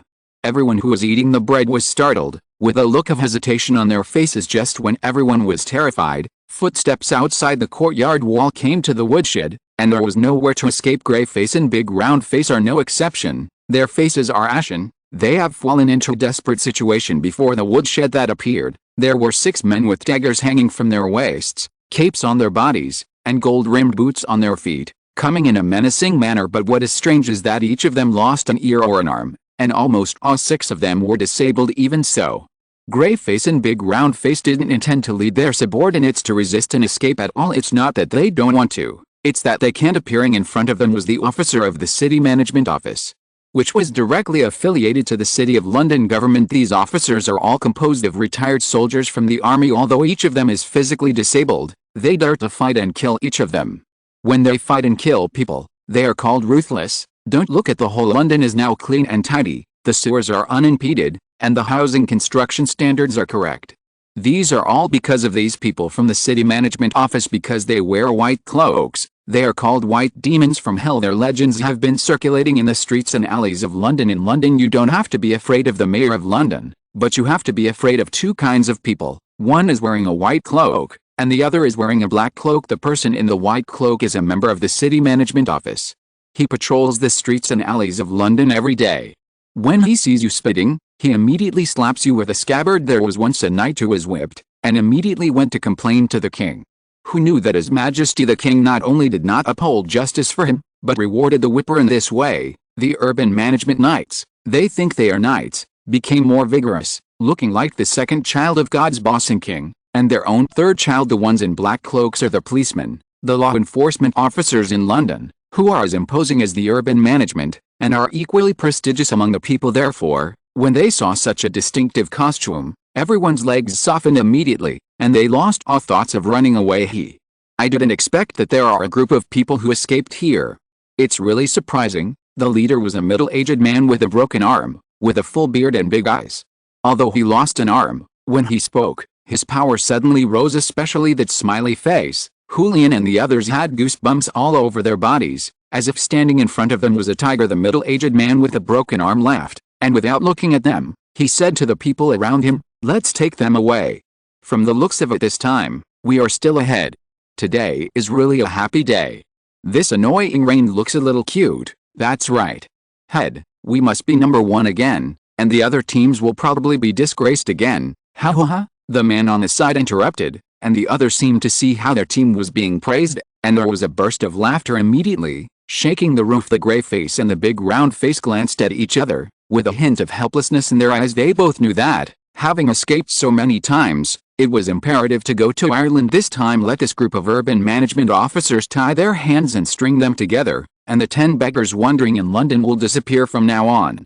And they will become new immigrants from Ireland. And while the urban management officers were dispatched one by one to arrest beggars and refugees in London, the London City Police were also busy, arresting suspicious persons everywhere in London. Let them work hard in the wind and rain, because this is an order issued by the Privy Council.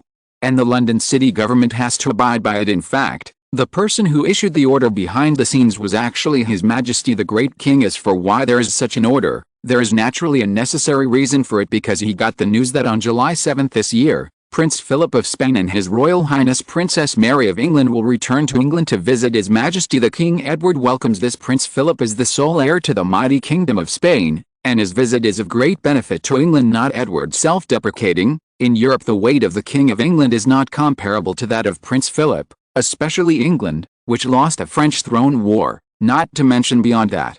And even more surprising to Edward, was the next year, 1556, if memory serves. The current King of Spain, Charles V, will automatically abdicate and give the throne to His Royal Highness the Prince. In other words, Prince Philip will inherit the throne next year. Inheriting all lands except Austria and the title of Holy Roman Emperor, he will inherit the following territories: Spain, the Netherlands, Sicily and Naples, Franche Comté, Milan, and all Spanish American and African colonies. Prince Philip will be known as Philip II, the great King of Spain. Of course, Edward also misses Princess Mary very much.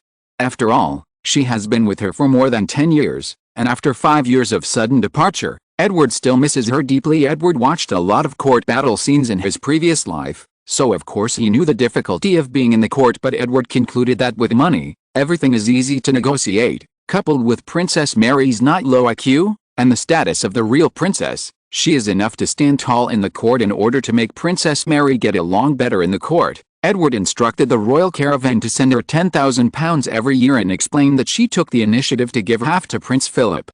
After all, he has not inherited the throne, and the income from the territory alone is not enough. Edward believes that the arrival of Prince Philip is an opportunity to continue to deepen the relationship.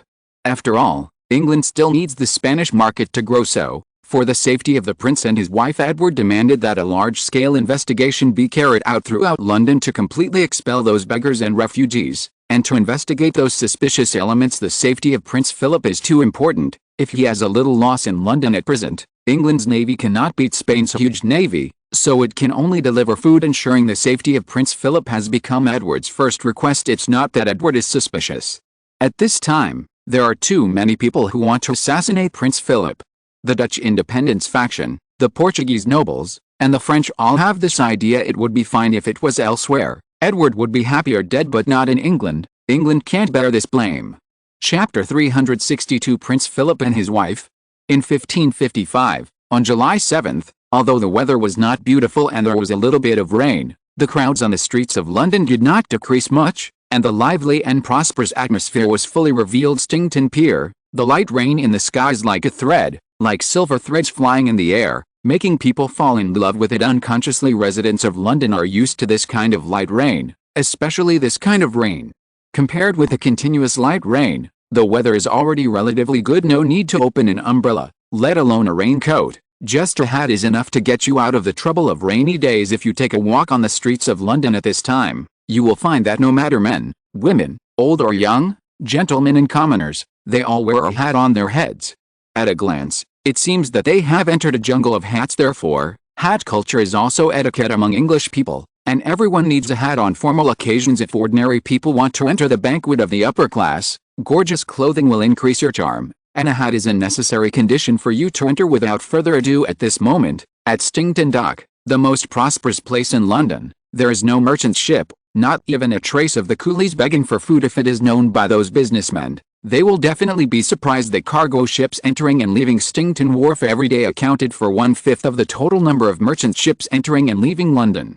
And the tax received every day was no less than hundreds of pounds. It can be said that this is a huge cornucopia, and one day of shutdown will make the tax officials heartbroken. The Stington Pier was cleaned over and over again by the cleaners, the ground was sprinkled with clean water, and a red carpet of more than 100 feet was spread, with flower petals sprinkled on it, and the fragrance was pleasant on both sides of the red carpet. Guards wearing bearskin hats and red jackets held their heads high and their chests held high, looking meticulous. Although there are no ships docked at the large pier, it doesn't look lonely at all. The guards with matchlock guns on their shoulders patrolled the pier back and forth in a team of 10, their eyes wide open, and the only sound of their boots was heard from the entire pier. At the mouth of the Thames, a luxurious armed merchant ship, escorted by 4 powerful galleon warships, went upstream along the Thames. Seeing such a sea-armed force that cannot be underestimated, guarding the sentry on the banks of the Thames, and confirming his identity with fear, he breathed a heavy sigh of relief. This powerful force is no less than a catastrophe for the outposts they have, and it will be wiped out in an instant. Moreover, according to their understanding, this small fleet is 1/3 of the size of the English Navy. If it swarms up, London will be reduced to ashes. Fortunately, this is not the enemy, the sentry soldier thought silently. Mary, it looks like you're in a good mood. The young Prince Philip looked at his wife standing at the bow, stepped forward gently, patted her on the shoulder, and greeted her. When Princess Mary looked back, her young husband's handsome face was close at hand, even close to her face. Seeing such a scene, even though they have been married for many years, Princess Mary still has a shy expression on her face. Her 2 cheeks are pink as if they were drunk. Philip, don't get so close, there are people beside you. Princess Mary glanced at the expressionless and silent maids and guards standing around, and pushed Prince Philip's chest feebly, speaking in a charming and soft voice. It's nothing, they won't peek, let alone eavesdrop. If anyone wants to try it, I don't mind letting them try. A faint smile appeared on Prince Philip's handsome face. He lowered his head, and whispered softly next to Princess Mary's pink ear, and finally, his voice was suddenly amplified and shook the cabin. Hearing this, the bodies of the bowed maids and the stray guards began to tremble, and their heads lowered even lower. Seeing this, a sweet smile appeared on the corner of Princess Mary's mouth, and her eyes were curved, full of love, enough to overwhelm people. Mary likes Prince Philip's domineering appearance, especially coupled with his handsome appearance, which is very charming and makes her heart tremble. Mary was favored by her father Henry VIII when she was a child, but she was abandoned when she was a girl. Her father's love was no longer there, and her mother passed away. In fact, in her heart, she has always longed to be cared for, longing for the care of the whole country, as she was when she was a child. At this time, Prince Philip entered her life, young, domineering, handsome, and that powerful aura made her unconsciously fall into Prince Philip's gentle offensive. The same is true for Prince Philip. Princess Mary's body exudes a fragrance similar to that of other ladies. Her temperament is high and cold, she has no desire for power, and her mature demeanor fascinates him deeply. More importantly, Princess Mary has something in common with him. Both are devout Catholics, which can't help but make him overjoyed. 2 devout Catholics, an excellent match for statecraft and other aspects. This kind of harmonious companion and confidant, he felt that the souls of the 2 seemed to be fused together. Therefore, Prince Philip is still satisfied with a future queen. The only regret is that the 2 have no heirs so far. I haven't been back for 5 years. How are Edward and Elizabeth doing? Princess Mary looked up at the calm Thames River. 5 years later, the Thames River is still as calm and wide as ever, which is refreshing. Don't worry, aren't you going to see them soon? According to my information, your younger brother has been doing a good job recently. Prince Philip followed her gaze, looked at the river, and smiled softly, with a different meaning in his tone. What did Edward do? Princess Mary turned her head, looked at her husband, and asked curiously. It's nothing. In Ireland, only a few tribes we supported were wiped out by his people, and there was no disturbance in the court. No one cares. Hearing these words, Mary breathed a sigh of relief. She has stayed in Spain for 5 years, but she knows how powerful Spain is, and the current England has no strength to stop this powerful empire. Upon hearing that this was the case, and it was still in this remote island of Ireland, Princess Mary smiled indifferently. Prince Philip waited until he saw his wife showing a relaxed expression, then he stroked her beautiful long hair, sniffed a charming fragrance, and the smile on his face gradually faded. In fact, While the disappearance of several tribes on the island of Ireland seemed unimpressed to the father and court ministers, he was different. He could see that the young King of England had a special ambition for Ireland and a passion for occupying the land. Chapter 363 Unexpected Effect. The fleet soon headed upstream and arrived at Stington Dock in London. Prince Philip hugged Mary and walked down the longboard step by step, surrounded by maids. After getting off the boat, Prince Philip felt the body of the beautiful woman beside him move and looked up on the red carpet. A young man taller than himself was standing in front of him with a smile. He was wearing a purple Chinese dress, with a short sword on his waist, and his face was handsome. Although the young man in front of him did not wear a crown, Philip intuitively told him that this was the young king. Nonsense, everyone knows. As soon as he moved his gaze, Philip saw a beautiful noble lady in her 20s standing beside the young man. Unlike other ladies with heavy makeup, she was wearing a long white lace dress, with a blue gem hanging on her slender neck, which was dazzling and firmly attracted his gaze. Mary speeded up and walked quickly. Prince Philip narrowed his eyes and followed her footsteps. Edward, Elizabeth. Princess Mary couldn't control her emotions. She said emotionally when she saw her younger brother who had changed her appearance, and her younger sister who was still beautiful. Good day, Your Majesty the King, Your Royal Highness Princess. Naturally, Prince Philip would not be so rude. He bent down, touched his chest with his left hand, and saluted, which was standard noble etiquette. Good day, Your Royal Highness. Edward's voice sounded first, followed by Princess Elizabeth's crisp voice. Seeing this, Princess Mary realized her impoliteness and smiled awkwardly. Just as she was about to salute again, Elizabeth in front rushed over. Mary, it's great to see you, and you're finally back to see us. Mary felt that there was a heavy thing hanging on her body. When she looked down, Princess Elizabeth hugged her waist, and her whole body seemed to be hanging on her body. No wonder she felt heavy. She patted Elizabeth's head dumbfounded, and said with a smile, Elizabeth, you are already a big girl, don't be so rude. Got it, Mary, it's still so long-winded. Elizabeth pursed her lips, muttering, and reluctantly left her embrace immediately. The four of them looked at each other and smiled, and the laughter grew louder. After laughing, Elizabeth and Mary stayed together intimately, while Edward and Philip walked side by side. Not far ahead, two luxurious carriages were waiting quietly. Your Majesty, your soldiers look very good. Looking at these energetic guards in red with straight backs, he became a little interested. Of course, after all, this is the army to protect the safety of the royal family. The king is the most important person in the country, so don't be careless. Edward smiled, pointed to the ground under his feet, and said of course, of course. Philip was stunned for a moment, and then responded with a smile, of course the king is the most important thing. Only after Almighty God, Philip found that he liked the young king more and more, and it was very much to his liking. On the other hand, Edward smiled in his heart. The Philip in front of him was still the Philip he saw in his history books.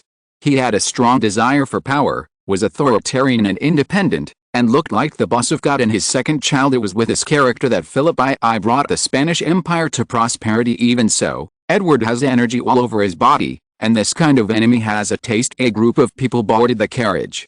When they went, Edward and Elizabeth were in the front.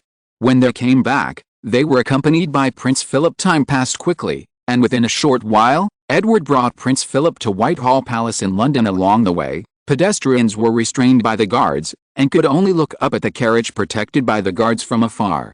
Although they did not see Prince Philip, the faces of the London citizens showed expressions of surprise and exclamation. The courts in Europe are like sieves, and the wind is everywhere.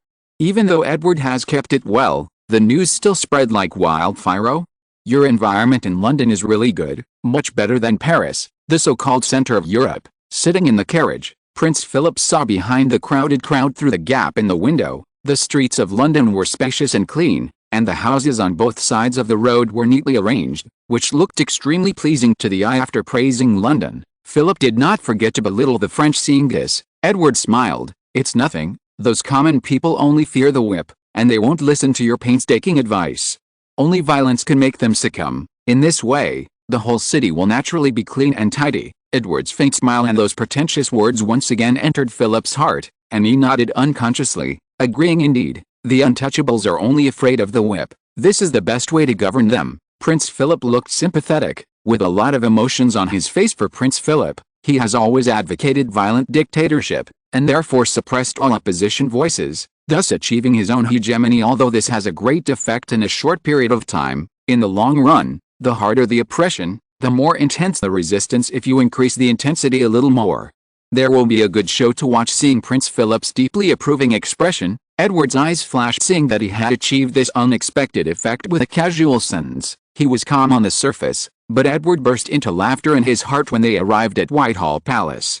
The maids and guards were standing by to welcome Prince Philip. Seeing such a scene, Prince Philip looked at the Whitehall Palace again. His face remained unchanged, with a faint smile on his face. Even so, Edward still saw disdain in his eyes. It seems that in the eyes of His Royal Highness, Whitehall Palace is really a castle in the countryside, backward and dismissive. Also, Spain's South American colonies continued to send gold and silver to the mainland, which made the entire Spanish nobles and royal family rich. He spends a lot of money buying luxury accessories from all over the world, and the generosity of the spending makes people have to admire him very much. It was naturally difficult for Whitehall Palace to get into his eyes, and it was already considered a face to be able to keep a smile. Princess Mary on the side showed a delighted smile. This is one of the places where she grew up, and it is also the place where she remembers for a long time. Being able to come back and have a look is enough to make her happy. Seeing Mary's figure fading away, Prince Philip said, "Your Majesty, England's recent actions are quite big." "Oh? I wonder what His Royal Highness is referring to." Edward was a little confused, looked at the Spanish prince, and asked, "Ireland, the Isle of Ireland." Chapter 364 Anticlimactic. Looking at the young and ambitious face in front of him, Edward's heart tightened for a moment, and then he relaxed. Spain currently does not have so much energy to deal with England. After all, the vast territory means most enemies: the restless Netherlands, Portugal with constant undercurrents, and France, which wants to challenge Spanish hegemony, are all problems facing Spain at present. Spain does not need to add a new opponent for themselves. Ireland? What happened in Ireland? Edward blinked his eyelids, staring at His Royal Highness with a pair of blue eyes, his face full of innocence. "It's nothing, it's just a remote island. Mary is gone. Let's follow." Seeing that the young king didn't want to talk about this topic, Philip naturally didn't bring it up again. As he said, it was just a remote island with no mines or benefits, so it was not worth mentioning. After taking a deep look at the young king beside him, he brought up the topic of Princess Mary. "Yes, they have gone far, and we will follow." Edward also didn't want to waste time on Ireland and disturb the current atmosphere. When he saw them move to change the subject, he immediately agreed. The two followed up tacitly and quickened their pace ahead. Princess Mary has come to the backyard where she often plays, and is sitting on the swing with Elizabeth, smilingly directing the maid to move forward, and the two of them flowed into the air at once, with endless smiles on their faces. Seeing this, Edward and Philip stood beside each other, looking at the two sisters who were playing, with faint smiles on their faces. "I didn't expect Mary to have such a childlike side. It's surprising. It seems that the relationship between the three of them is quite good." Prince Philip thought silently in his heart. "Unexpectedly, after 5 years in Spain, my sister's mood has improved a lot, and the depression in her heart has dissipated. It seems that she is married to the right person." Edward glanced at the prince next to him, rolled his eyes a few times, and thought in his heart the two of them were standing at the edge of the yard, quietly watching the dangling sisters. It was drizzling in the sky, but it didn't stop the sisters' interest in the slightest. The two of them had seen Edward and Philip for a long time, but they ignored them. You held the rope tightly in her hand, and her red lips moved lightly. "Elizabeth, my sister, how have you been in my absence?" Mary glanced sideways at Edward, then whispered something into Elizabeth's ear with her lips. "It's not bad, life is just like that. Let's make do with it. Isn't it like this for the past 20 years? Elizabeth quietly glanced at the young king, who was like a steak, then looked at her sister she hadn't seen for several years, and said indifferently, "Oh? Really? Then I'm relieved." Princess Mary patted her chest and said, "But, even Edward has 3 illegitimate children. Haven't you considered getting married yet?" Elizabeth looked at her sister with a worried face, smiled, held her left hand tightly, and said, "It doesn't matter. Isn't life like this? God will always bless me." Elizabeth showed a forced smile and spoke softly. Seeing this, Mary naturally knew that she would not be able to persuade her, and any further persuasion would only be counterproductive and destroy the relationship between the two sisters. Immediately, the topic changed. Recalling the past when they were young, the two were talking and laughing, looking like sisters. After a long time, maybe the conversation was almost over, the two came down, and Edward and Philip breathed a sigh of relief. Let's go eat together. I think you must be hungry after being on the boat for so long." Seeing Princess Mary and Elizabeth smiling, Edward made a gesture of invitation and said to Mary and Prince Philip naturally, Prince Philip had no objection, and it was up to the guests when we arrived at the restaurant. The maids brought plates and served hot dishes one after another: roasted foie gras, roasted leg of lamb with cumin smell, grilled red and tender steak, fruit plate with various fruits, sliced duck meat. Of course, considering the taste of Prince Philip, the strong seasoning is in the it is on the dining table, ready for him to enjoy at any time. Oh, this is really a big meal. Looking at the dishes in front of him, under the double stimulation of attractive fragrance and beautiful appearance, the tip of Philip's tongue was constantly stimulating his saliva, and it looked delicious. Prince Philip has never faced such a delicacy. In his impression, isn't delicacy just seasoning? This kind of delicious food made him a little unbelievable after thinking about it for a while. Although the food looked delicious, he still couldn't make up his mind. After seeing Mary and Elizabeth put down their forks quickly, he stopped hesitating and started eating. It is indeed delicious. The delicious food made him relax.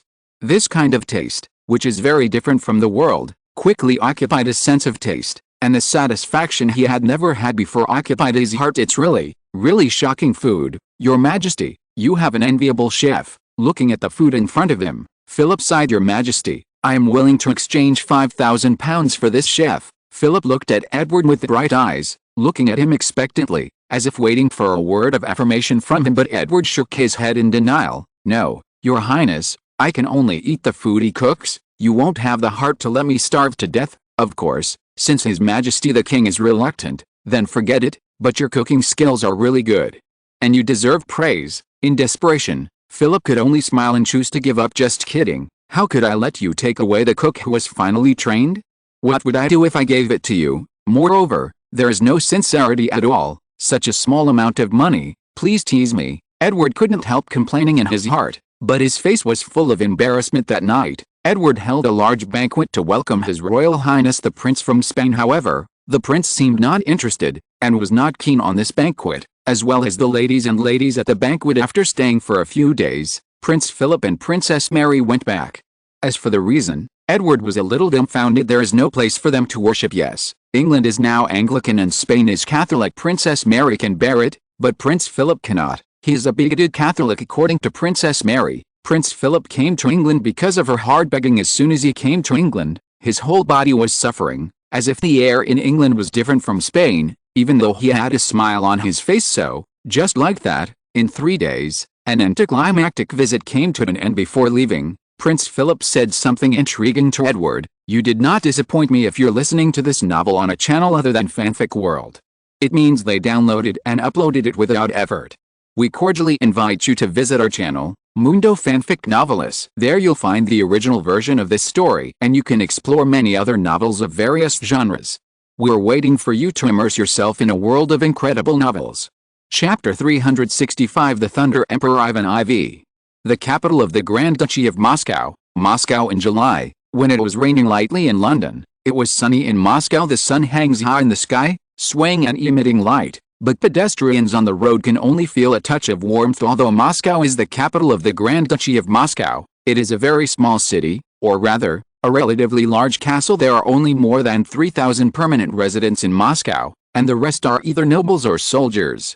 Not to mention London, Paris, Florence, Milan, and even Edinburgh are more than a little stronger than it. The whole city is made of huge stones, high walls, houses, streets, churches, and even palaces, which look so rough and unconventional. If London's architecture is a carefully crafted handicraft, then Moscow is a building block built with stones at will, so atmospheric and rough. Let a group of Italian artists see. I don't know how to sigh. Compared with Western Europe and England, Moscow is a wasteland. No wonder the whole of Europe looks down on the Principality of Moscow, and they don't even know it. Richard Chandler was sitting in a carriage, driving on the streets of Moscow, and there were very few passers-by. After seeing this carriage with a royal family flag, they all knelt down and did not dare to lift their heads. Richard leaned back against the carriage and didn't even look at it. He had already turned a blind eye to such a scene since he came to Moscow. He felt that compared with England, Moscow was a hell. Here, only the nobles have freedom. Those civilians, businessmen, workers, and serfs are all prostrate at the feet of the nobles, and may be killed by the nobles at any time, and the nobles get only a small amount of fines. Kneeling on the ground. For the English, this is the etiquette of God, but in the Principality of Moscow, This has become basic etiquette in Chandler's view. The entire Principality of Moscow is exactly the same as those Mongols. They are a group of savage and greedy thugs who only know how to plunder and invade, but don't know restraint. The entire Principality of Moscow is a country of the aristocratic class led by the Tsar. Except for the nobles, the rest are slaves. If he didn't have a mission, he would have gone back a long time ago, without the slightest nostalgia for this place. Thinking of this, Chandler unconsciously heard the current Grand Duke Ivan IV of the Principality of Moscow. Ivan IV, whose full name is Ivan Vasilievich. Ivan IV Vasilievich was born in 1530 and inherited the Grand Duke in 1547. Because the Grand Duke was born with lightning and thunder, he was also called Ivan the Terrible. Ivan Grozny, also known as Ivan the Great. Ivan the Terrible. He is the son of Vasily III, the Grand Duke of Moscow, and his second wife Yelena Golinskaya. And he is also the first monarch in Russian history to be called the Tsar since his father had him at the age of 50. Ivan IV ascended the throne at the age of 3, and his mother was temporarily regent, competing for power with the great nobles at that time. Various groups fought fiercely for power, strife and murder, which had a profound impact on the formation of Ivan IV's character and activities, so he developed a strong-willed and ruthless character since he was a child. The repression was severe. The Tsar not only liked to slaughter towns and cities during the war, but more importantly, he massacred the nobles. He hated the nobles fighting for power, especially the big nobles. During the 7 years from 1565 to 1572, he slaughtered more than 4,000 nobles, killing the Russian nobles with fear. This kind of cruelty is integrated into his character, and sometimes he becomes irritable and kills everything. Even his heir, Prince Ivan, was accidentally killed by him 2 years ago. The brutal emperor conquered Kazan and bloodbathed the Mongolian Khanate, leaving only 9 ancient lords since then. The offensive and defensive changes between Moscow and the Golden Horde can also be called the beginning of the decline of the Golden Horde. In the face of this cruel and powerful monarch, Chandler was terrified every time he met him. For fear that he would be implicated by innocent people and killed by mistake more than once, he saw that His Majesty the Tsar lost his temper and slashed with a knife.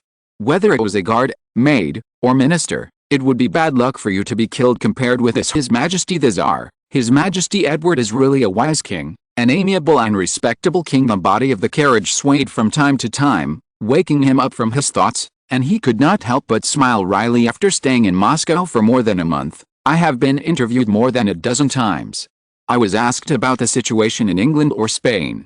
I never mentioned the matter of trade in this regard. What can he do? He doesn't have the guts to anger the brutal Tsar Majesty. Who knows if he will be hacked to death soon. The carriage stopped, and Chandler knew that the palace had arrived. He took a deep breath, calmed down his nervous mood, and prayed to the Almighty God, hoping that he would bless him and bestow good luck with the support of the groom. Chandler stepped down, followed the guards waiting at the door, and walked step by step to the meeting palace. The entire palace, in Chandler's view, is really unpretentious. There is no other adjective except big. But once inside the palace, you will definitely be amazed. Luxurious Persian carpets are laid on the floor, a huge crystal chandelier is hung in the center of the room, and various gold ornaments are placed in large quantities. Under the illumination of candles, they are golden and shining extremely. Even Ivan IV's body was woven with gold thread, and the jewels on the crown were as numerous as stars, and the number was too numerous to count. The first time he saw such a picture, Chandler knew that he had dug a gold mine. Your Majesty, the special envoy of the King of England, Mr. Richard Chandler, has been brought. The young guard was wearing a thick overcoat, with a straight face, and reported in a thick voice, "Mr. Chandler, please sit down." His Majesty the Tsar nodded to the guards, and then said, "The young Tsar has a pair of thick eyebrows, an inverted trapezoidal face, triangular eyes, and a mean look." Seeing His Majesty the Tsar smiled at himself, Chandler said that this abnormal scene made him shudder and his heartbeat doubled. "Your Majesty." With a trill, Chandler hurriedly saluted and greeted him. "Mr. Chandler, you have also been in Moscow for a month. How do you feel about Moscow?" "Excellent. Moscow is excellent, Your Majesty. If I am appointed by the King of England, I would like to live here for a long time." Chandler suppressed the trembling of his body and pretended to speak affectionately. The suppression was very painful. "That's really great. That's exactly what I mean." Ivan IV replied happily, with a lot of interest on his face. Seeing this, Chandler wanted to smash his mouth into pieces. Chapter 366. Go home. When going to the palace, Chandler had a sad face, as if he was going to die, and his steps were heavy, reluctant. When he left the palace, Chandler was elated, as if he had stepped on cotton. His steps were light and brisk, and he looked as if he had married a wife following the guards in front of him. Chandler left the palace step by step. Even if he met a group of beautiful maids along the way, he directly got into the car and started to return. When they got to the carriage, the corners of Chandler's mouth slowly opened and widened, and his voice gradually became louder.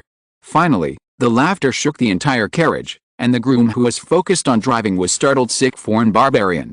The groom is an authentic Slav, and he is somewhat dissatisfied with Chandler, who looks a little different from them and has a different language and culture. A dignified groom of His Majesty the Tsar was sent to be the groom of a foreign envoy, which made him very unhappy. Sure enough, God bless, my luck has come.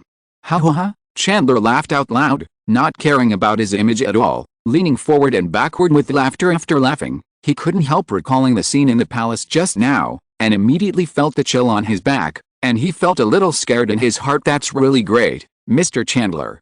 Ivan IV continued his words, and said something that made him terrified. Moscow just lacks talent like you. Otherwise, you should send someone back to report. Ivan IV's words sounded relaxed and in a gentle tone, but Chandler could hear a trace of undoubted taste. Saying this, Chandler's back was already covered in cold sweat, and his head began to feel like it was about to explode. No, absolutely can't stay in this barbaric place. Chandler pretended to be thinking about it, but his head turned quickly. Thinking about what to do. Your Majesty, please forgive my rudeness. Chandler took a step forward, then lowered his head, and said slowly apologetically, in England, my family has been waiting for me to go back for several months, and His Majesty the King is still waiting for me to return to my command. This is my responsibility. Chandler lowered his head and explained slowly. His hands and feet were trembling slightly. He had no confidence in Ivan IV at all. After getting a negative answer, anger appeared on Ivan IV's face at first, but he restrained himself immediately, and a smile slowly appeared on his face. Chandler should be thankful that Ivan IV was still relatively young at this time, and the great cause in his heart was still in his mind. Ambition suppressed anger, and reason took over. Ha ha ha, Mr. Chandler, I was just joking with you, don't take it too seriously. Ivan IV's smile looked so creepy in this way, Chandler laughed along with him. I agree to the mutual business requested by the King of England. This is the letter of credence.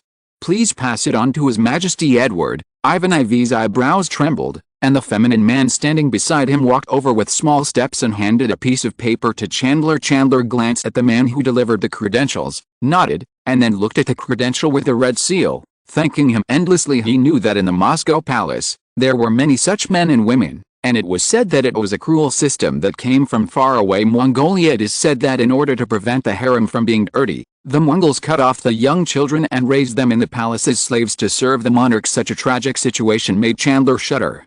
When he saw such a feminine man, his crotch felt cold and his legs tightened. Cold sweat unconsciously covered his forehead. After answering some questions about the Pope in Italy, Chandler quickened his pace and hurriedly left. The carriage ran swayingly, and it didn't take long before the carriage stopped. When the buttocks felt a little numb after rubbing his butt, Chandler came down and walked into this temporary mansion that belonged to him. It is quite close to the royal palace, and nearby are the mansions of those great Moscow nobles, and the people who come and go are all high-ranking officials and nobles, high-ranking sages. As the special envoy of the King of England, Chandler and his party were temporarily placed here and lived here for more than a month. After the original expedition team of 5 or 6 merchant ships was blown away by the strong wind, he, the deputy envoy, took over and became the special envoy. Not long after arriving in Moscow, he found the body of Sir Hugh Willoughby, and all the crew members who followed him were frozen to death. In desperation, he came to Moscow, begged to see Ivan IV, and continued his unfinished business. However, the 1-month wait with no results exhausted the patience of dozens of crew members traveling with him. Up to now,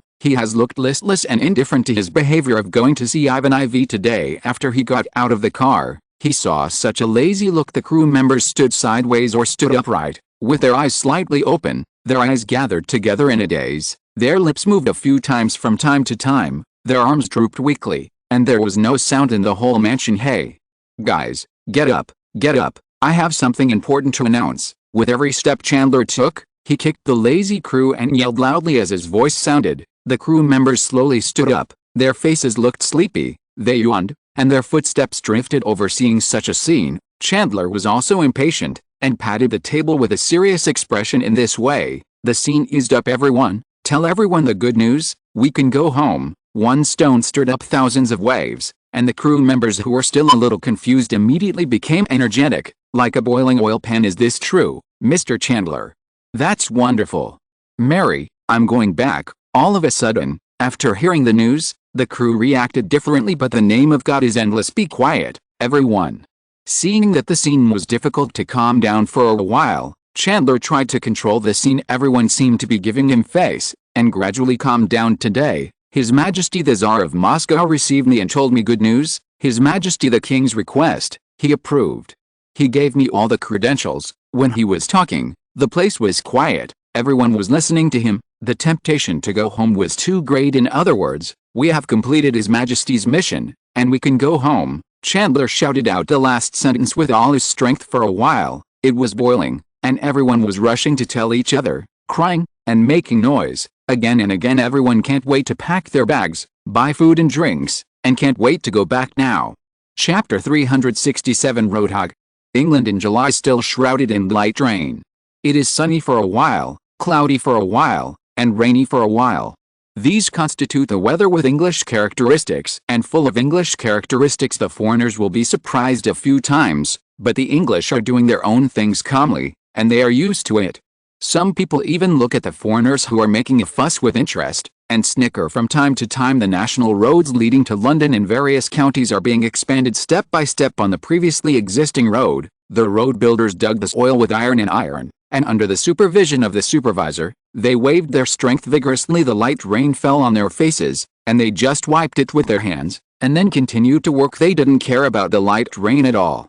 What moved their hearts was the work in their hands. Since the nationwide road construction operation was launched, the local government and the central government have each borne half of the road construction costs, and the manpower has come from slack farmers and landless refugees from all over the country. 1 shilling a month and 1 meal included, which made farmers spread the word and sign up one by one, making the labor force unprecedentedly rich. Although the daily consumption is huge, the speed is also very fast. According to the predetermined plan, the national roads in England will be completed in less than 3 years. The workers are working step by step, and the muddy road will slip and fall from time to time, which makes the workers relax a lot while working. At this time, a carriage greeted us in the distance. It was a huge carriage, drawn by 3 horses, about 10 feet long and 8 feet wide, and wrapped in canvas to protect the passengers inside. Behind the carriage, there were 2 cavalrymen on horseback. Their bodies were wet from the ground, but they were still braving the rain. Following from this point of view, it is either a high-ranking official or a wealthy businessman, which is easy and difficult to provoke. Seeing this, the supervisor in a raincoat pulled up his trousers and ran at twice the usual speed. It wasn't that he wanted to flatter or anything, it was just that on the avenue where the carriage was driving, a dozen or so road builders, who were not afraid of death, were standing in the middle of the road with no fear at all, resisting the iron grip. That's right, they are roadhogs, the kind of roadhogs who block and rob. This is what farmers do in rural or sparsely populated areas, relying on their large numbers. These peasants are usually timid and fearful, but when they gather together, they boldly ask pedestrians and merchants for money to increase their spare cash. If you don't give it, they will beat you up and take away all your money. What's more, they will kill people to silence you. In great countries, in some remote areas, this roadhog still exists from time to time. More than a dozen people raised their chins and held iron handles in their hands, facing the approaching carriage proudly. Boss, there is something wrong with this carriage. A thin man looked at the bigger carriage and said timidly, HMPH. What are you afraid of? Look at this carriage, it's not ordinary, it's just a bit big. The man standing in the middle had a fleshy face and was the tallest among them, so he was elected as the boss. He glanced at the thin man with disdain, spit out a mouthful of phlegm, and continued, in my opinion, this one is a fat sheep. If you get a lot of money today, everyone will go to drink today. The boss looked at the gradually approaching carriage, patted his chest, and made a promise. Thank you, boss. I liked drinking the most. As soon as the younger brothers heard that they could drink, they quickly flattered them, and they all beamed with joy. The groom on the carriage seemed to have never seen such a situation. The carriage stopped a little slowly, and the horseshoes splashed sewage and sprinkled everyone's faces. Come down, and pay the toll. The boss was not spared either. His whole body was soaked with muddy water on his forehead, and the warm words on his mouth were swallowed, and he immediately yelled loudly, unceremoniously, come down quickly, pay the money, or you will have something to look forward to. A group of younger brothers cheered immediately, shouting non-stop, what's going on? A person in the carriage raised the curtain and asked the groom. The groom casually glanced at the proud crowd there, and softly replied to the greeting young man, "It's nothing, a road hog wants to rob us." As he said that, the groom glanced at the large and powerful workers with disdain, and his contempt was beyond words. Hearing this, the boss couldn't bear it any longer, and waved the iron grab in his hand, and when he was about to show them a good look, he suddenly felt a pain in his neck, and then his whole body fell into the mud. "Who is it?" The boss raised his head and shouted loudly, with mud in his mouth, touching his red neck. Just about to continue, when he saw the figure of the supervisor, he immediately retracted his next words. "Get out, get out, get out of here." The supervisor touched his sore right hand and shouted loudly at the group in front of him. Immediately afterwards, these people scrambled away without daring to fart. "Misunderstanding, it's all a misunderstanding." The supervisor waved his hands again and again, apologizing non-stop. "Oh." The young man who came out glanced at the groom, then "Forget it, huh?" The supervisor breathed a sigh of relief, with a smile on his face. Of course, after being forgiven, he couldn't help but feel relieved. "What's the matter? What happened?" At this moment, the two knights arrived, and the overseer jumped in fright. It was not known whether it was rain or sweat dripping from his forehead. "It's nothing, just a little misunderstanding." "Misunderstanding?" The supervisor raised his neck, said with a smile, and then looked at the young man for help. "Nothing." Under the expectant eyes of the overseer, the young man shook his head at the inquiring knight and said loudly. Only then did the two knights give up asking, "As long as there is no problem in this way." The overseer heaved a sigh of relief, smiled a few words of apology, dragged his wet shoes, and quickly stood by the roadside, watching the carriage leave. The supervisor didn't feel relieved until the carriage and the two knights were completely gone. The supervisor came to the workers at work step by step, and yelled at the boss. "Just now, don't think that I dare not fire you. How many people are queuing outside who want to join?" Under the reprimand, the workers were silent. After staying for a while, his attitude softened. After all, he also had a part of the money. "Who is that carriage?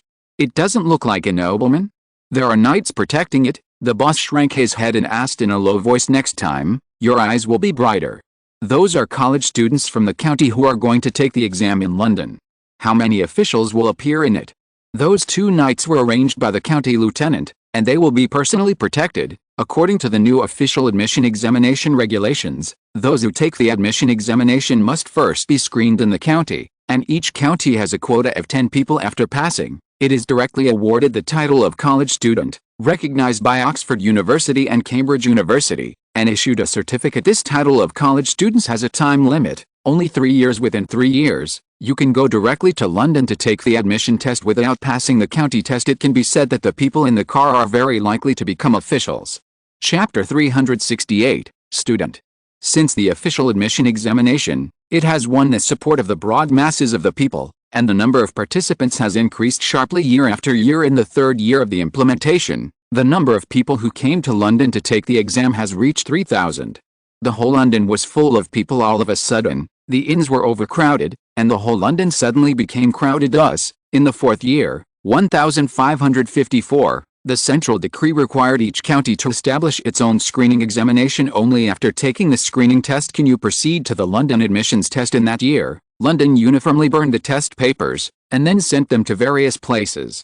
The inspectors, sheriffs, and sheriffs from all over the place supervised each other and took the test in order to increase the number of people taking the exam and also to increase the gold content of the screening exam. The government negotiated with the University of London and the University of Cambridge to allow university degrees to be awarded to the winners of the screening exam. Although it's only been 3 years, the title of college student has attracted many people to take the screening exam in groups. There are even many people who don't want to go to London to take the official admission exam, but just want to take the screening exam, just to get the title of college student in the whole of England. There are only 2 universities. One is the University of Cambridge, and the University of London. Note that these 2 universities are theological colleges, affiliated to the church, and most of what they teach is theological knowledge, but they have also dabbled in other places. It can be said that college students in England have a great gold content. Dozens of college students are produced every year, and are enthusiastically sought after by government agencies and major chambers of commerce. These people are all talents. The top talents of this era, whether in politics or business, are undoubtedly elites. Therefore, getting the title of college students is enough to prove their value, whether it is for business or for future development. It is of great benefit in this way. The admission test in London is even more attractive, and these students who take the exam, among them, there is a high probability that they will become officials, and they will be officials with you in a few years in order to establish their own personal connections. Officials in these places often send knights to escort these students going to London to ensure their safety. Ordinary people certainly couldn't see the difference between this carriage and ordinary carriages. But the supervisor was a knowledgeable person, so he naturally knew the affairs of his own county. That's why he lost his temper. If he didn't see that he had his own share of the stolen money, he would definitely drive this group of people out of the road construction ranks. In the past 5 years, England's official selection examination has been held like a fire, and the entire English people have realized the importance of this examination. London, the capital of England, has finally been recognized by the English people. It's funny to say that as the capital of England for hundreds of years, its sense of existence has never been strong. The English people's first impression of this city is that it is prosperous in business. Only the refugees poured in continuously when they were desperate, but those nobles and gentlemen often dismissed them. There are fewer than 100 gentlemen and nobles who settle in London every year. To be honest, English people have many similarities with Chinese people. For example, they attach great importance to their hometown. In their view, their hometown is the best, and unless there are some major incidents, they will not move until they die. At the same time, they have developed a great local protective power. They only care about their hometown, and no matter how many people die in other places, they can control them. This idea of local separation is resistant to the central government, and it is also the reason why there has been no centralization of power in England's history. Unlike France, in the era of Louis XIV of the Bourbon dynasty, the king was centralized and the royal power reached its peak. If the central government is not strong, the king naturally has no power. Like France, as long as Paris misses, the possibility of changing the flag of the whole country is extremely high. The reason why the United States is a federal system of government is because they have inherited the idea of local separation from the United Kingdom. And there is no king as the core of the rule to glue them together. The same is true of modern Britain. England, Scotland, Northern Ireland, and Wales all rely on the royal family as the glue.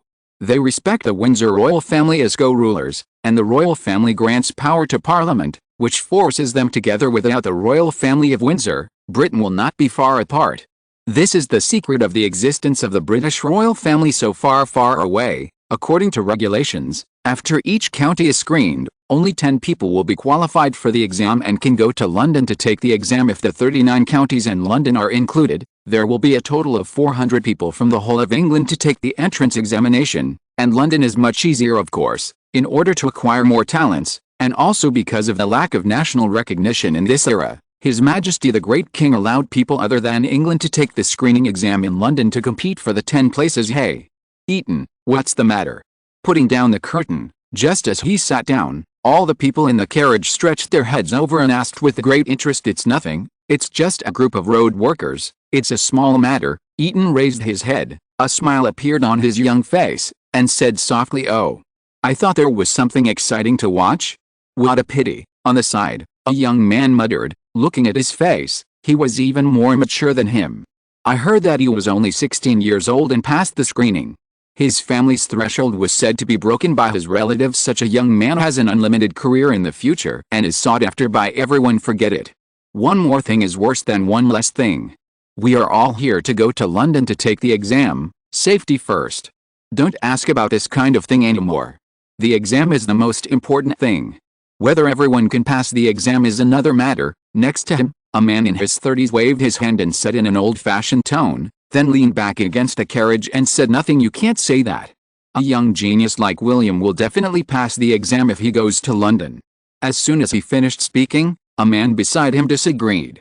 He pointed at the 16-year-old boy and said flatteringly. When the young man named William heard this, he was not very old after all.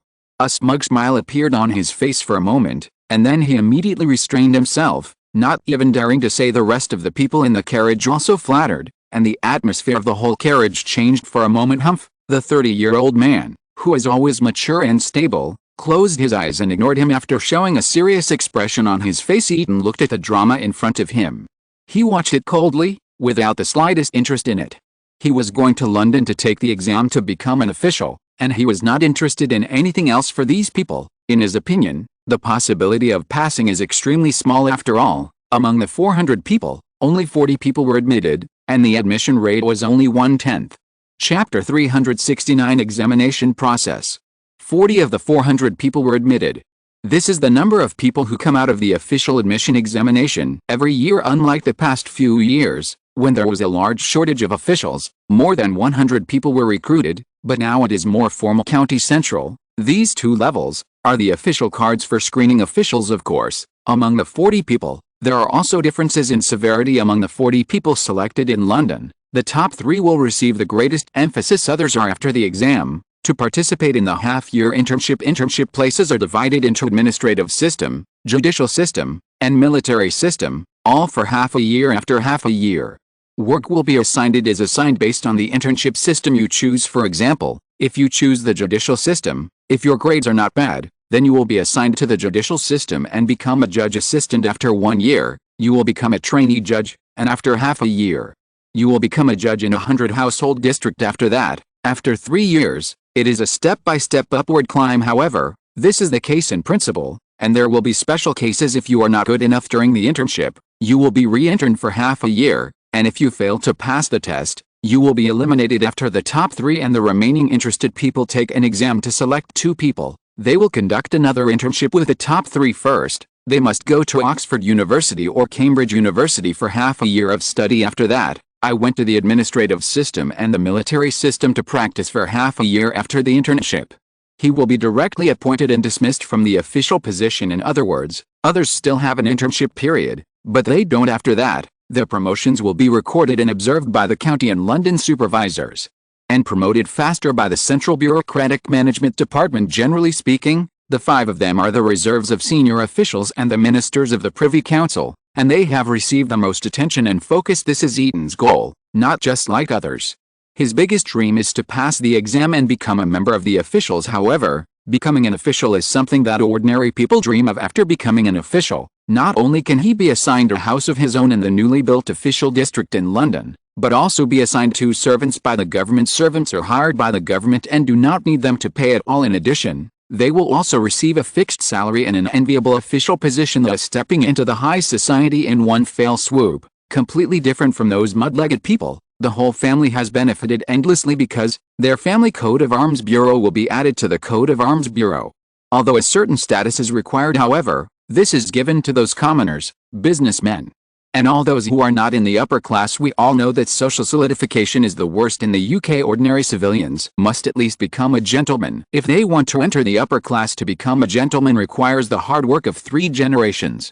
It is necessary to buy a considerable amount of land and marry, and it is only in the 4th generation that one can become a reserve of nobles. Then you need to get the gift of His Majesty the King and become a knight. In this way, you have stepped into the upper class. All in all, in England, class solidification is very serious. Just when the commoners of England looked up at the thick ceiling on the top floor, a window suddenly appeared on the ceiling. Although the conditions were harsh and the number of people was limited, the hope given to them was huge. Dunn closed his eyes and meditated, recalling what he knew. He couldn't help but smile. His family is a businessman's family and opened a cloakroom shop. All these things were obtained by his family spending a lot of money to bribe those who failed the exam last year. So, from the very beginning, his goal was to finish in the top 3. In this regard, he still has some confidence. There are 5 exams in total: Latin, mathematics, English, geography, and politics. Latin is the easiest, and the test is all about some basic parts. It only takes half a year to learn. English is most commonly used, and it is very simple. Mathematics is what he is best at, and it is also the subject with the highest score. And his ideal is for geography and politics. He also conducted a 1-year training, and he is also very close. Of course, the most important thing is that he has a distant relative who has consulted him for a week and has a thorough understanding of the details of the exam. To become an aristocrat and join the high society is not only his long-cherished wish, but also the wish of several generations of his family. Thinking of this, he clenched his fists tightly, and there was something called ambition burning in his eyes. Although the carriage is currently the most popular spring carriage, it is always smooth on ordinary roads, but the road leading to London is uneven, and no matter how stable the carriage is, it will sway non-stop. In this way, after 6 days, the carriage arrived in London for these students taking the exam.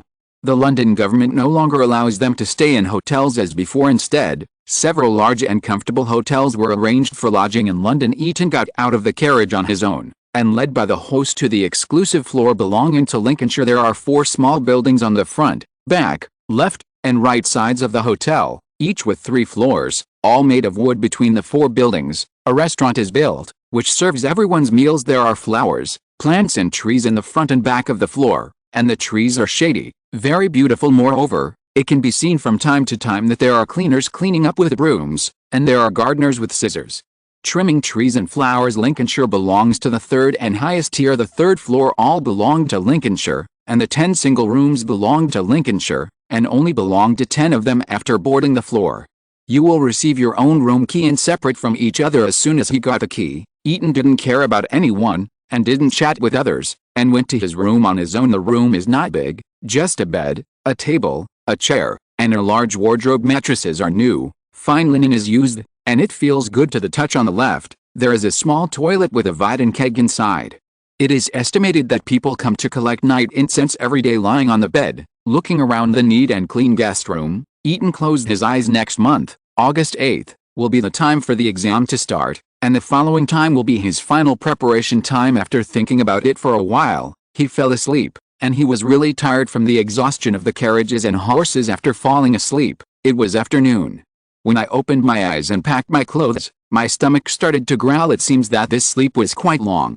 Eton smiled, opened the door again, and walked to the floor in the restaurant. People come and go, speaking English and dialects from all over the world. Period. Chapter 370. Big storm. On the sea, the green waves hit the moving ship layer by layer, as if they wanted to destroy the ship. Very stubborn. Suddenly, the sun's light in the sky became darker and darker. The original burning sensation gradually disappeared, and patches of dark clouds suddenly began to entangle, which made people feel very irritable. My God, I finally had a sunny day, just enough for me to dry my poor, moldy quilt. Why suddenly there are dark clouds? Almighty Lord, have pity on Duck. On the deck of a dilapidated ship that seemed to have been repaired a lot, a man with a musty smell and a scar on his face raised his neck and howled continuously to the sky. His voice was so miserable, chilling on the side. The other people who were lying on the deck basking in the sun also sat up one by one, cursing at the sky, looking extremely annoyed. It's been a whole week, and we've been away from Moscow for a week, and we haven't had a good weather, and our clothes are all moldy. A handsome sailor tugged at his clothes from time to time, with a particularly loud voice. Of course, his handsomeness is only in relative terms. Compared with those sailors who are either crooked or have broken arms and short legs, he is already considered a relatively good handsome man. Of course, this kind of handsomeness is also troublesome. Although it can bring him a lot of luck, and he is more likely to be approached by those wandering warblers in taverns, he is also the most harassed in the vast sea. Your Excellency, Captain, fortunately we have stored a lot of alcohol, otherwise, we would have suffered. The first mate at the side walked to the dignified Richard Chandler, looked at the group of yelling sailors, and sighed softly. In this era, at sea, the stored water is very easy to deteriorate, smells bad, and produces many tiny bugs, which are disgusting to the death. At this time, wine is easy to preserve, so it has become an essential water resource for long-distance ships. Moreover, since rum has not yet been invented, it comes from England's strong fire wine, which has become a necessity for the navigator's close needs, thus bringing a lot of wealth to the Tudor royal family. Therefore, it is inevitable that sailors have many alcoholics. Of course, they came to the Principality of Moscow, which is also known as a country of alcoholics. Before leaving, they were given a lot of wine by Ivan IV. Seeing the dignified look on the captain's face, the first officer was a little strange. He carefully looked into the captain's eyes, followed Chandler's gaze, and looked directly at the dark cloud-covered sky. The doubts in his heart grew stronger. Your Excellency, is there any question? The first officer couldn't resist the doubt in his heart and asked softly. It's not right, it's so wrong. Chandler looked at the sky in front of him motionless. It was pitch black, and layers of dark clouds began to overlap. The height of the entire sky was much lower, as if the sky was within reach. Your Excellency, it is about to rain in the sea, and it is still a heavy rain. The first officer had already turned a blind eye to such weather, shrugged his shoulders, and said indifferently, it is often encountered on the sea. In such weather, a heavy rain is inevitable. Hey, guys, pack up quickly. It looks like it's going to rain. Come back quickly. If you get sick from the rain, you'll have to throw it into the sea. The first officer opened his voice and roared loudly. As soon as the first mate finished speaking, the sailors naturally got up neatly, packed up the clothes to dry, and ran back to the cabin. No one would doubt the authenticity of the first mate's words. At sea, there is no doctor on board. If you are sick, you have to fight it. If you can't bear it, you will be isolated. If it is serious, you will be thrown on an island. You will be given water and food for 3 days, and you will be left to fend for yourself. Sickness is the last thing sailors want to face. The sailors rushed back to the cabin, followed Chandler one by one, and stared ahead with him in front. The black-gray lead cloud squeezed thicker and thicker. It was daytime, but the sky was getting darker and darker. As if it was getting dark, the low air pressure oppressed the people on the boat, causing everyone to feel flustered and depressed.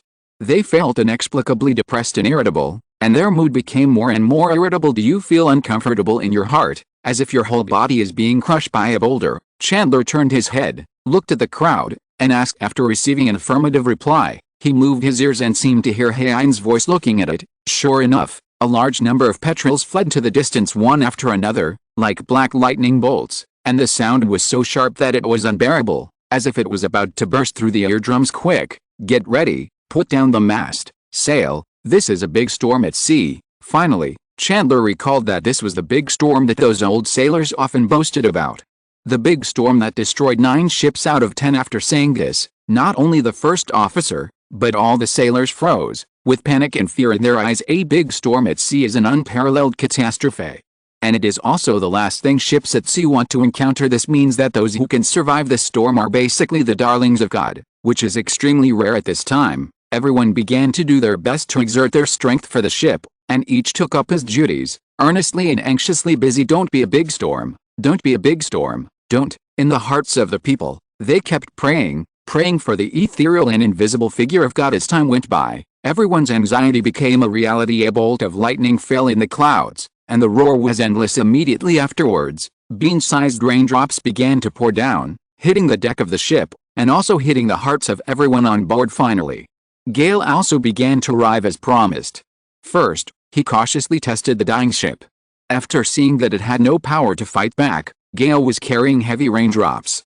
His movements became bigger and bigger, and the whole ship shook more and more serious. The steps of everyone in the cabin immediately became unsteady, one by one hugging what they could rely on, and holding on tightly. In the captain's cabin at the top of the cabin, Chandler was holding a binoculars, carefully observing the dark cloud, lightning and thunderous sky ahead, with a serious face, without saying a word, watching quietly. In Chandler's view, the big storm in front of him is also a person, and there are times when they are slack.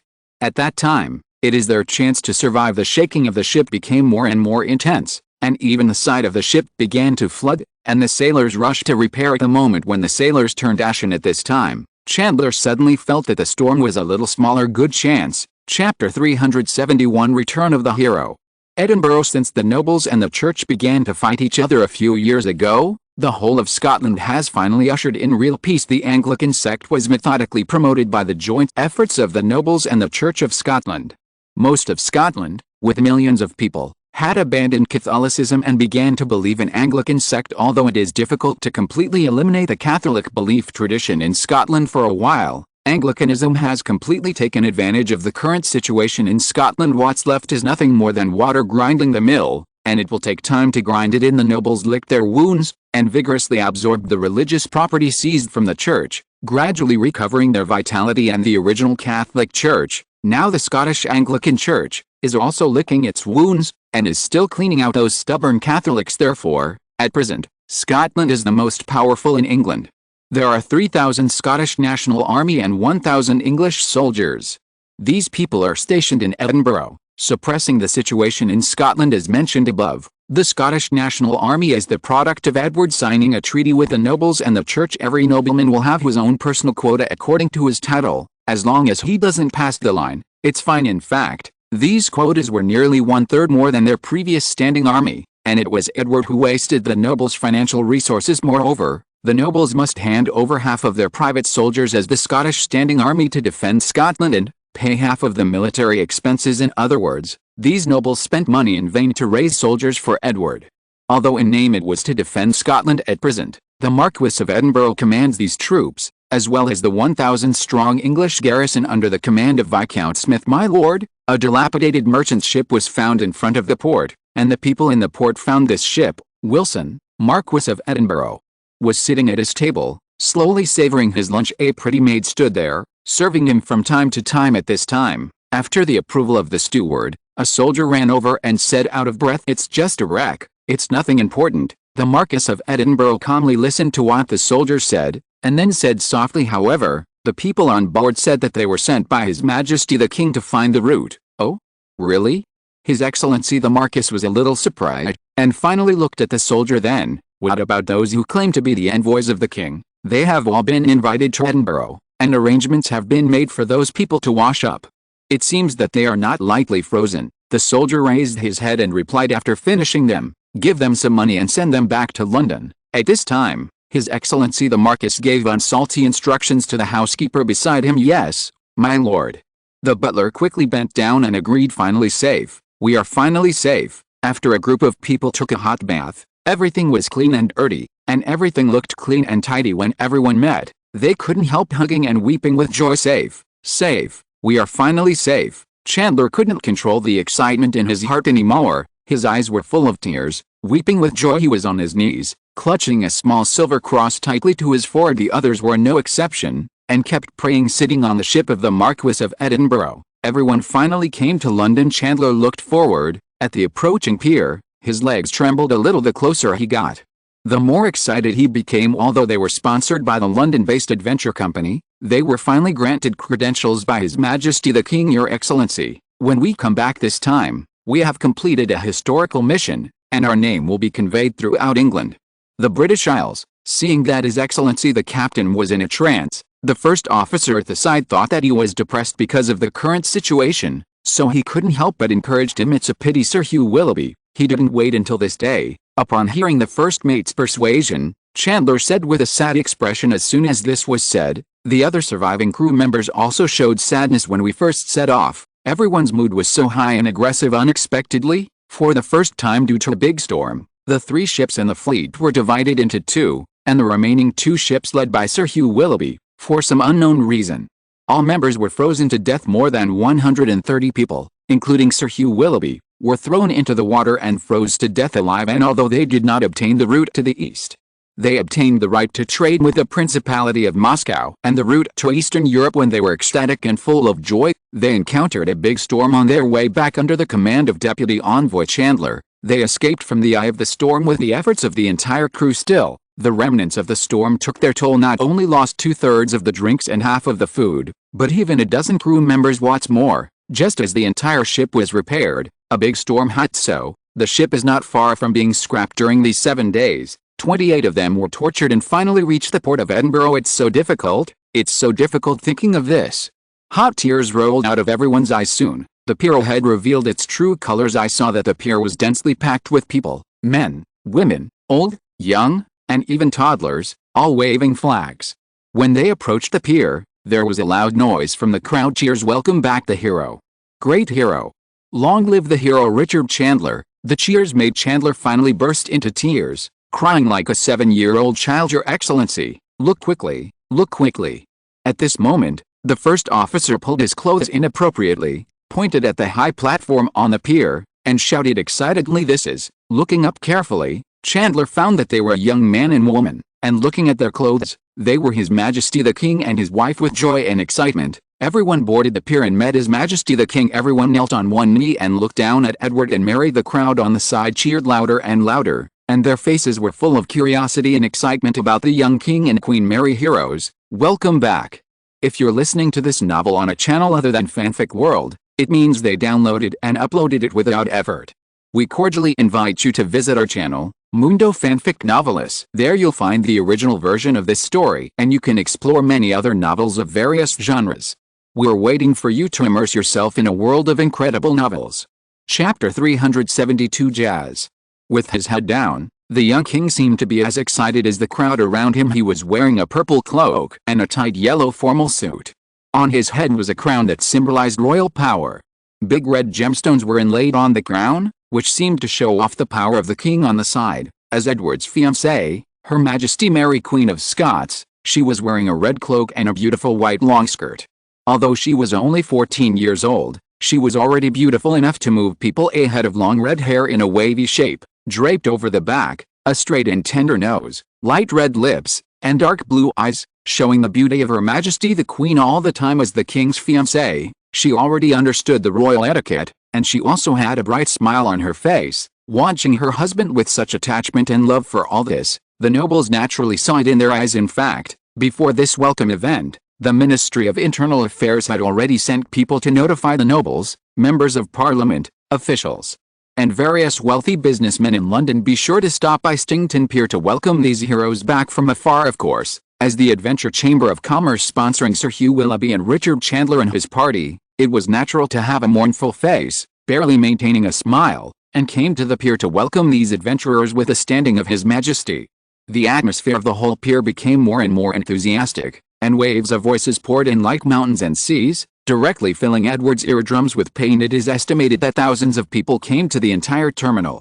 The place where the goods were originally unloaded was full of spectators, crowded, shoulder to shoulder, sweating. This is not a joke, of course. In order to protect their own safety, as well as the safety of the nobles, the guards and bodyguards have sent a large number of people to guard. It can be said that there is a sentry at 5 steps, and a guard at 10 steps. The defense is tight really. His Majesty is really enough, just a boatman and sailor. Do you need so many ceremonies? Among the nobles, an old noble with a grey beard and trembling speech, looked at Chandler and others standing in front of the king, blew his beard and stared, and his tone was very dissatisfied in his eyes. Only nobles enjoy this honor, and they can only be nobles, because only people of noble blood like them can enjoy the blessing of the king and the cheers of the crowd. For others, it is overstepping and disrespectful the behavior of your excellency. Calm down, for the sake of these common people, there is no need to get angry. A nobleman in his 30s heard this and quickly comforted him, for fear that this person would be directly angered to death. First, it's not very good. Besides, this is the meaning of His Majesty the King. Let's obey silently. Speaking of His Majesty the King, the nobles who had had the same thoughts as the elderly nobles all calmed down and looked at His Majesty the King in front of them, as if nothing had happened just now. Seeing this, the old aristocrat who was still aggrieved also stopped talking, and turned his head stubbornly, not knowing what he was thinking. The nobles looked at each other silently, but among the masses, the discussion was one after another, lively. Tell me, who is this person? He actually got the audience of His Majesty the King. A skinny man looked at Chandler standing on the high platform, envious in his mouth, and the little stars in his eyes couldn't be stopped. I don't know, I just heard that they took a boat to find the route to the east.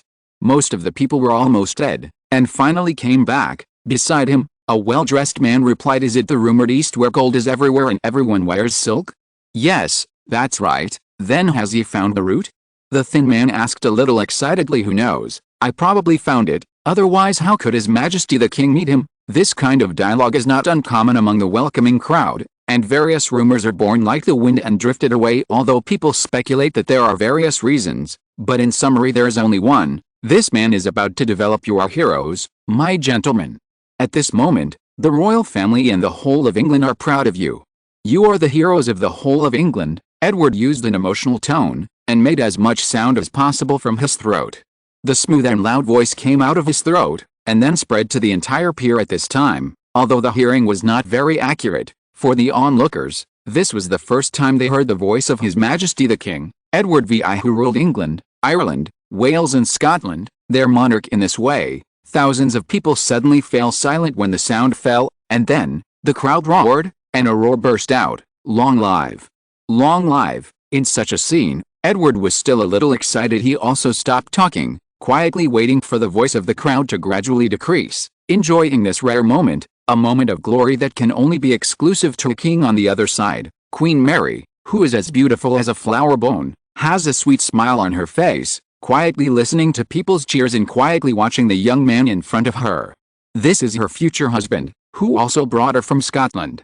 The captured monarch will soon be the king who will accompany her to rule many territories. At this moment, she is proud, emotional, and loving. However, my lord, I regret that no route to the east has been found. To your honor and to England. Chandler knelt down on one knee, and with the support of the king, he got up logically, bent over, and confided slowly. No, sir, said Edward, denying his self-opinion, his eyes on Chandler's toil-worn countenance and shabby clothes, and said, although you have not fulfilled my entrustment, you have found routes to Moscow and Eastern Europe. Your mission has been completed, and you have shocked the whole of England. You are a great hero, there is no doubt about it. His Majesty's words, like a warm current, warmed Chandler's heart, especially His Majesty's praise, which really made him want to cry. Mr. Richard Chandler, because of your contribution to the royal family in England, you are hereby awarded a knighthood. The minister in charge of ceremonies at the side finally had a chance to show his face. He took a sudden step forward and announced loudly to Chandler, "Oh, yes." Chandler was stunned for a while, and then with a surprised expression on his face, he knelt down on one knee and made an oath, "Under the witness of God, I and my descendants will uphold the principle of loyalty and swear allegiance to His Majesty the King and his descendants." After he finished speaking, Edward took out a jewel-encrusted sword and tapped him on the back lightly with the back of the sword. Chapter 373 Establishment of Moscow Company. The ceremony was completed smoothly, and then the atmosphere of the whole pier reached a climax, and a well-coordinated show was officially completed. After the knighting ceremony, each of Chandler and his party received a reward of £100. Of course, the one who gained the most was Richard Chandler, a knight. I don't know how many people died of envy afterwards. His Majesty the King and Queen Mary retreated slowly under the escort of the guards, and the nobles and MPs who witnessed also retreated after discussing, and the melon-eaters who were watching were discussing enthusiastically, and they could only retreat after the big shots left. As he walked, he talked about this exciting event. "It's so exciting. Who would have thought that His Majesty the King would choose to be knighted later? Yes, this is a jazz." In the blink of an eye, he changed from a commoner to an aristocrat, and crossed that bottomless chasm. A man dressed as a sailor was shaking his head, tisk tisk non-stop, with envy and hatred on his face. Up to now, there's still a fixed image in his head, His Majesty the King heading Chandler's back with the back of his sword. I know Chandler. Who would have thought that a small captain in the past, at most, had some reputation among our sailors, but today he jumped up and became a noble above our heads. The sailor's exclamation fell into the ears of his companion, and he couldn't help but feel deeply moved. Such a change is like a cloud in mud in the eyes of ordinary people. Two kinds of people, like knights and jazz, are local big shots, and they need to look up, respect, and look up. But in the eyes of real nobles, and even the eyes of the government and the king, these people are still different from nobles and cannot be classified as nobles. Who would have thought that after just going out for a boat trip, he would be awarded the title and become a noble lord? The sailor lowered his head, pondered for a while, and said in a low voice, "Why don't we go out too? If we find that eastern route, we won't be able to escape even a title." The companion showed a surprised expression on his face. "You should think about it. This is going to the far sea where we don't know the specific situation, not the near sea where we often run. If you are not careful, there will be no bones left. Look, that newly promoted Sir Richard only came back after most of his people died. A title, you don't need to surrender your life. No, it's not the same. Everyone can succeed, so we have nothing to be afraid of. If you don't want to go, forget it." The sailor pondered for a while, then said firmly, "Dad, why did that man kneel down just now?" A pair of father and son gradually receded with a flow of people.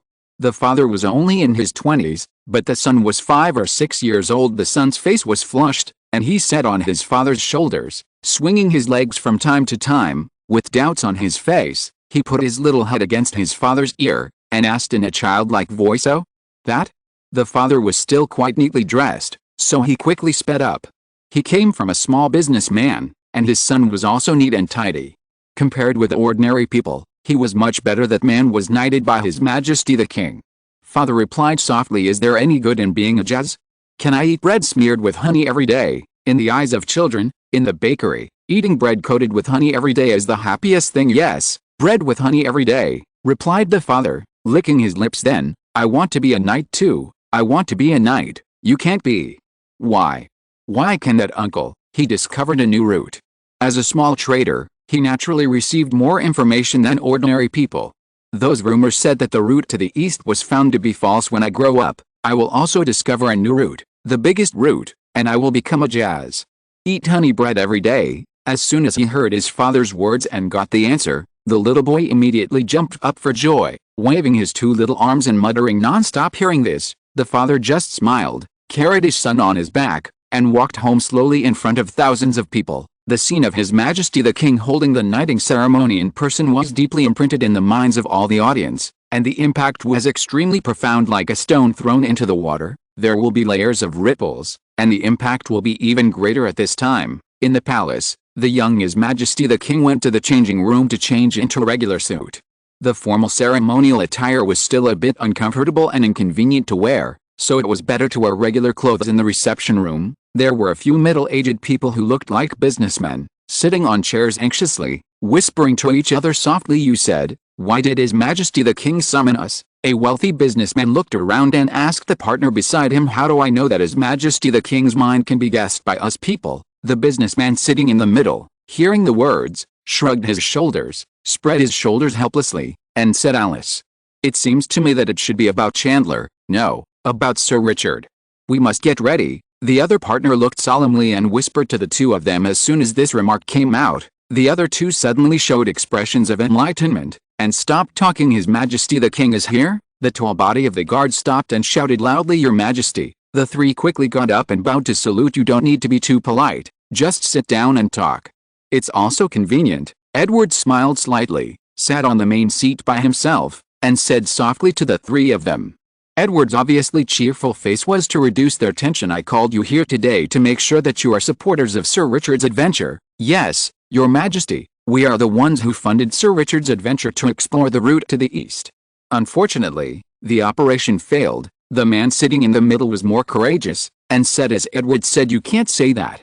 Although you haven't found a route to the east, haven't you also found a route to the Principality of Moscow?" Edward didn't take it seriously at all, and still spoke lightly. "Moscow? Your Majesty, you mean?" "That's right, we're just here to talk about the interests of the Moscow route." Edward finally got the subject after that. After some negotiations, Edward and the three businessmen finally reached an agreement. After discussion, a Moscow company was established. This company obtained a charter issued by the royal family, and only this Moscow company was allowed to operate this route and operate monopolistically among them. The royal family occupies 4 floors, the nobles have 2 floors, the government has 1 floor, and the 3 of them occupy 3 floors, and the company is run by them. Chapter 374 Hanseatic League. The opening of the new sea route made the merchants in the whole city of London cheer for joy. "This is a fat and huge cake from now on. The entire market of the Principality of Moscow has been thrown into the embrace of England. As a result, a large amount of wealth has been monopolized by England, and the number of gold coins in it is also uncountable." Just when everyone was happy, another rumor spread. His Majesty the King granted the monopoly of the new route to newly established Moscow company. Seeing this, everyone's mood began to drop. However, although the Moscow company controls the route, the goods are still provided by them. The saddest thing is just those shipping companies. "It's really great, it's the timely rain. Our company is saved." In the suburbs of London, the William Wool Factory is a woolen factory that has been established for only half a year. There are more than 100 male and female workers, which is only an intermediate level in London as a whole, but that's it. The owner of the factory has recently sighed inside, worrying about the future of the entire factory. Since Princess Mary married Spain, almost all markets in Spain and the Mediterranean region have opened their arms to English businessmen. This is a huge market, and the original textile mills alone cannot fill it anyway at this time. The merchants and nobles in London and England became crazy, investing in pounds and building new factories. As a result, in less than a year, nearly 500 miles of textile factories were born in less than a year, like mushrooms after rain, with 10,000 looms and more than 20,000 male and female workers. Nearly 1/10 of London's population. A large number of refugees and unemployed people came to London, which could not meet the needs of factories at this time. The serfs in Eastern Europe, the savages in Ireland, and the blacks in Africa all became slave labor in factories. As a result, the establishment of a large number of factories contributed huge tax revenue to London, and the merchants and investing nobles also made a large amount of profits, and everyone was happy. However, in the later period, the blank market has been occupied by the predecessors, and newly established factories like the William Wool Factory can only eat leftovers and barely make a living, not to mention any profit and return to capital. Regarding this, the owner of the factory, Hoffman William, was so anxious that his head hurt. The half-dead state of the factory made the investors behind him extremely dissatisfied. More importantly, in order to build the factory, he not only attracted investment from some nobles, but also borrowed a loan of £5,000 from the bank. In 3 months, he will hand over the principal with interest of £10,000. What is the current situation? Come up with the money. Is it really necessary to mortgage the property?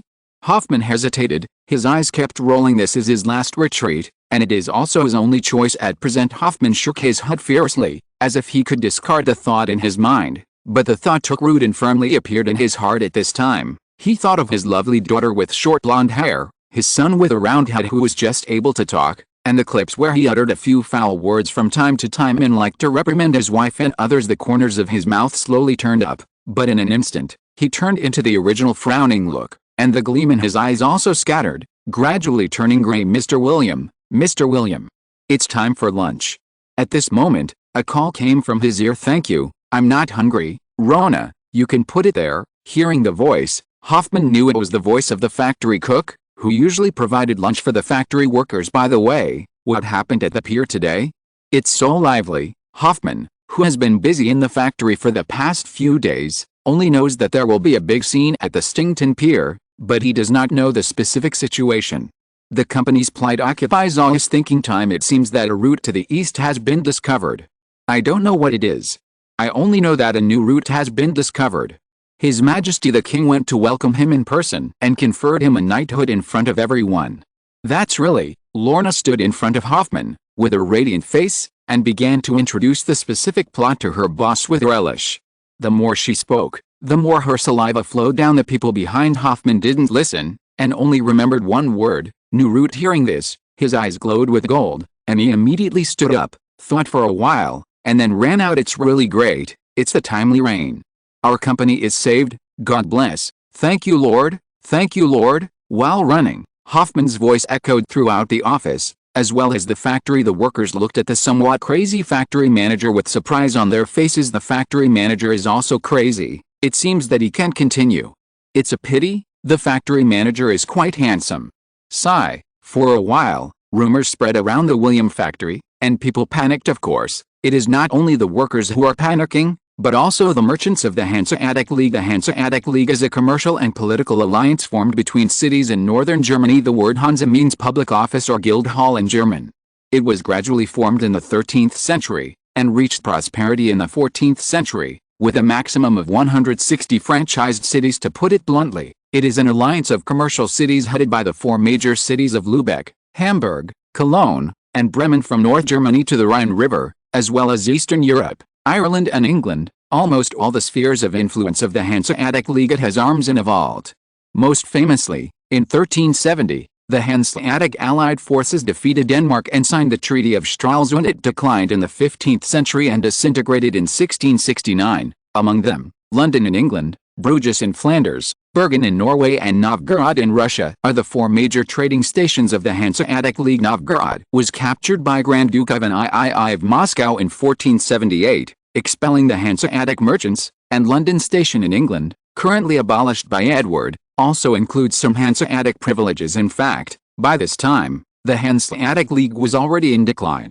The Netherlands, Denmark, and England were all taking advantage of the fire and looting, and began to rob the Hanseatic League of business shares. By this time, the merchants in the Netherlands were fully capable of replacing the Hanseatic League and supporting huge shipping, but the emaciated camel was bigger than the horse, and still suppressed the Dutch. The Dutch gradually gained a reputation as sea coachmen. It's unreasonable that the English bypassed us and opened a route to Moscow. In the new hall of the Hanseatic merchants, a Bremen merchant boasted, with a look of indignation on his face. Chapter 375. The Hanseatic League is a fart. For the behavior of the English, we need to submit a proposal for trade sanctions to the alliance meeting next year, and submit a letter of protest to the King of England to resolutely oppose this behavior. The Bremen businessman has a beard all over his face, and his eyes are wide open. This is the image of blowing his beard and staring. It can be seen how angry he is in his heart. The route to Eastern Europe has always been in the hands of Hanseatic merchants, monopolizing it. This time, England actually challenged the Hanseatic authority, and they had to be furious. England's shameless behavior is really disgraceful. This is a violation of the dignity of the Hanseatic League and a violation of the spirit of fair business. In this regard, I call on all Hanseatic cities to refuse to do business with England. They get a taste of offending the Hanseatic League. The Bremen businessman stood with a big belly, and appealed excitedly to the other businessmen sitting beside him. However, to his surprise, the rest of the merchants were completely indifferent to his appeal, and some even yawned with sleepy eyes. Mr. Pole, don't waste your time, you may just come here and you are not familiar with England. At this time, a plump man stood up, curled his lips, and said meaningfully, a few years ago, Our business war in London was ruined by that young king. We merchants were kicked out of the centuries-old trading station. Our protest was ignored by the young king, but at the League Assembly, city representatives shy away from suggesting to teach England a lesson, and finally came up with a non-aggressive protest letter. Speaking of this, the disdainful expression on the merchant's face was undoubtedly revealed, while the rest of the merchants present all showed approval. The Hanseatic League really disappointed them. Today's Hanseatic League is no longer the former Hanseatic League. The cities are arguing endlessly, fighting openly and secretly, and they are powerless against the English. His words aroused the emotions of others, and everyone was dissatisfied. I've lost 4 floors of my business in England and my profits have fallen to nothing. Those Englands are eating up our business, and the taxes are still high.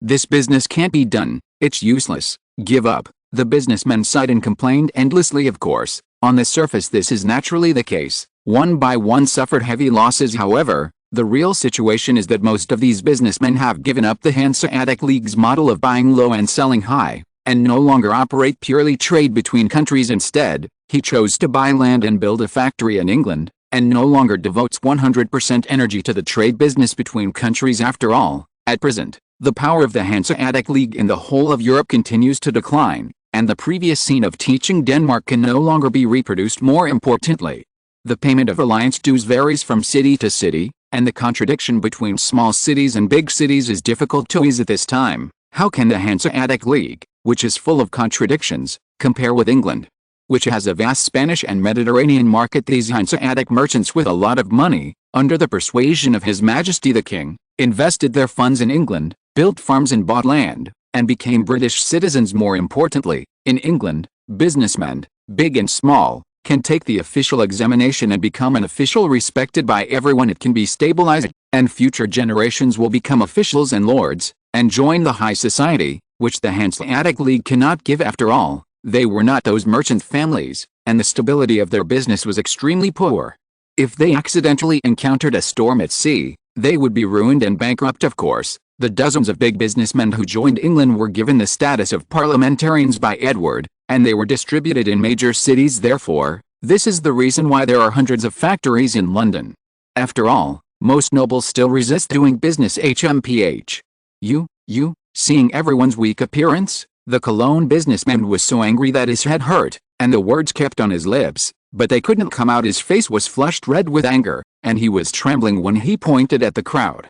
When he saw that the crowd looked indifferent, he opened the door in a fit of anger, slammed it hard, and left quickly. Boom! After the door rang, Mark Loitz, sitting in front of him, closed his eyes and meditated, finally opened his eyes, looked at the closed door, laughed coldly a few times, and then patted ass, left the conference room. The same was true for the others, who smiled at the closed door, and then walked away talking and laughing. Go to the palace.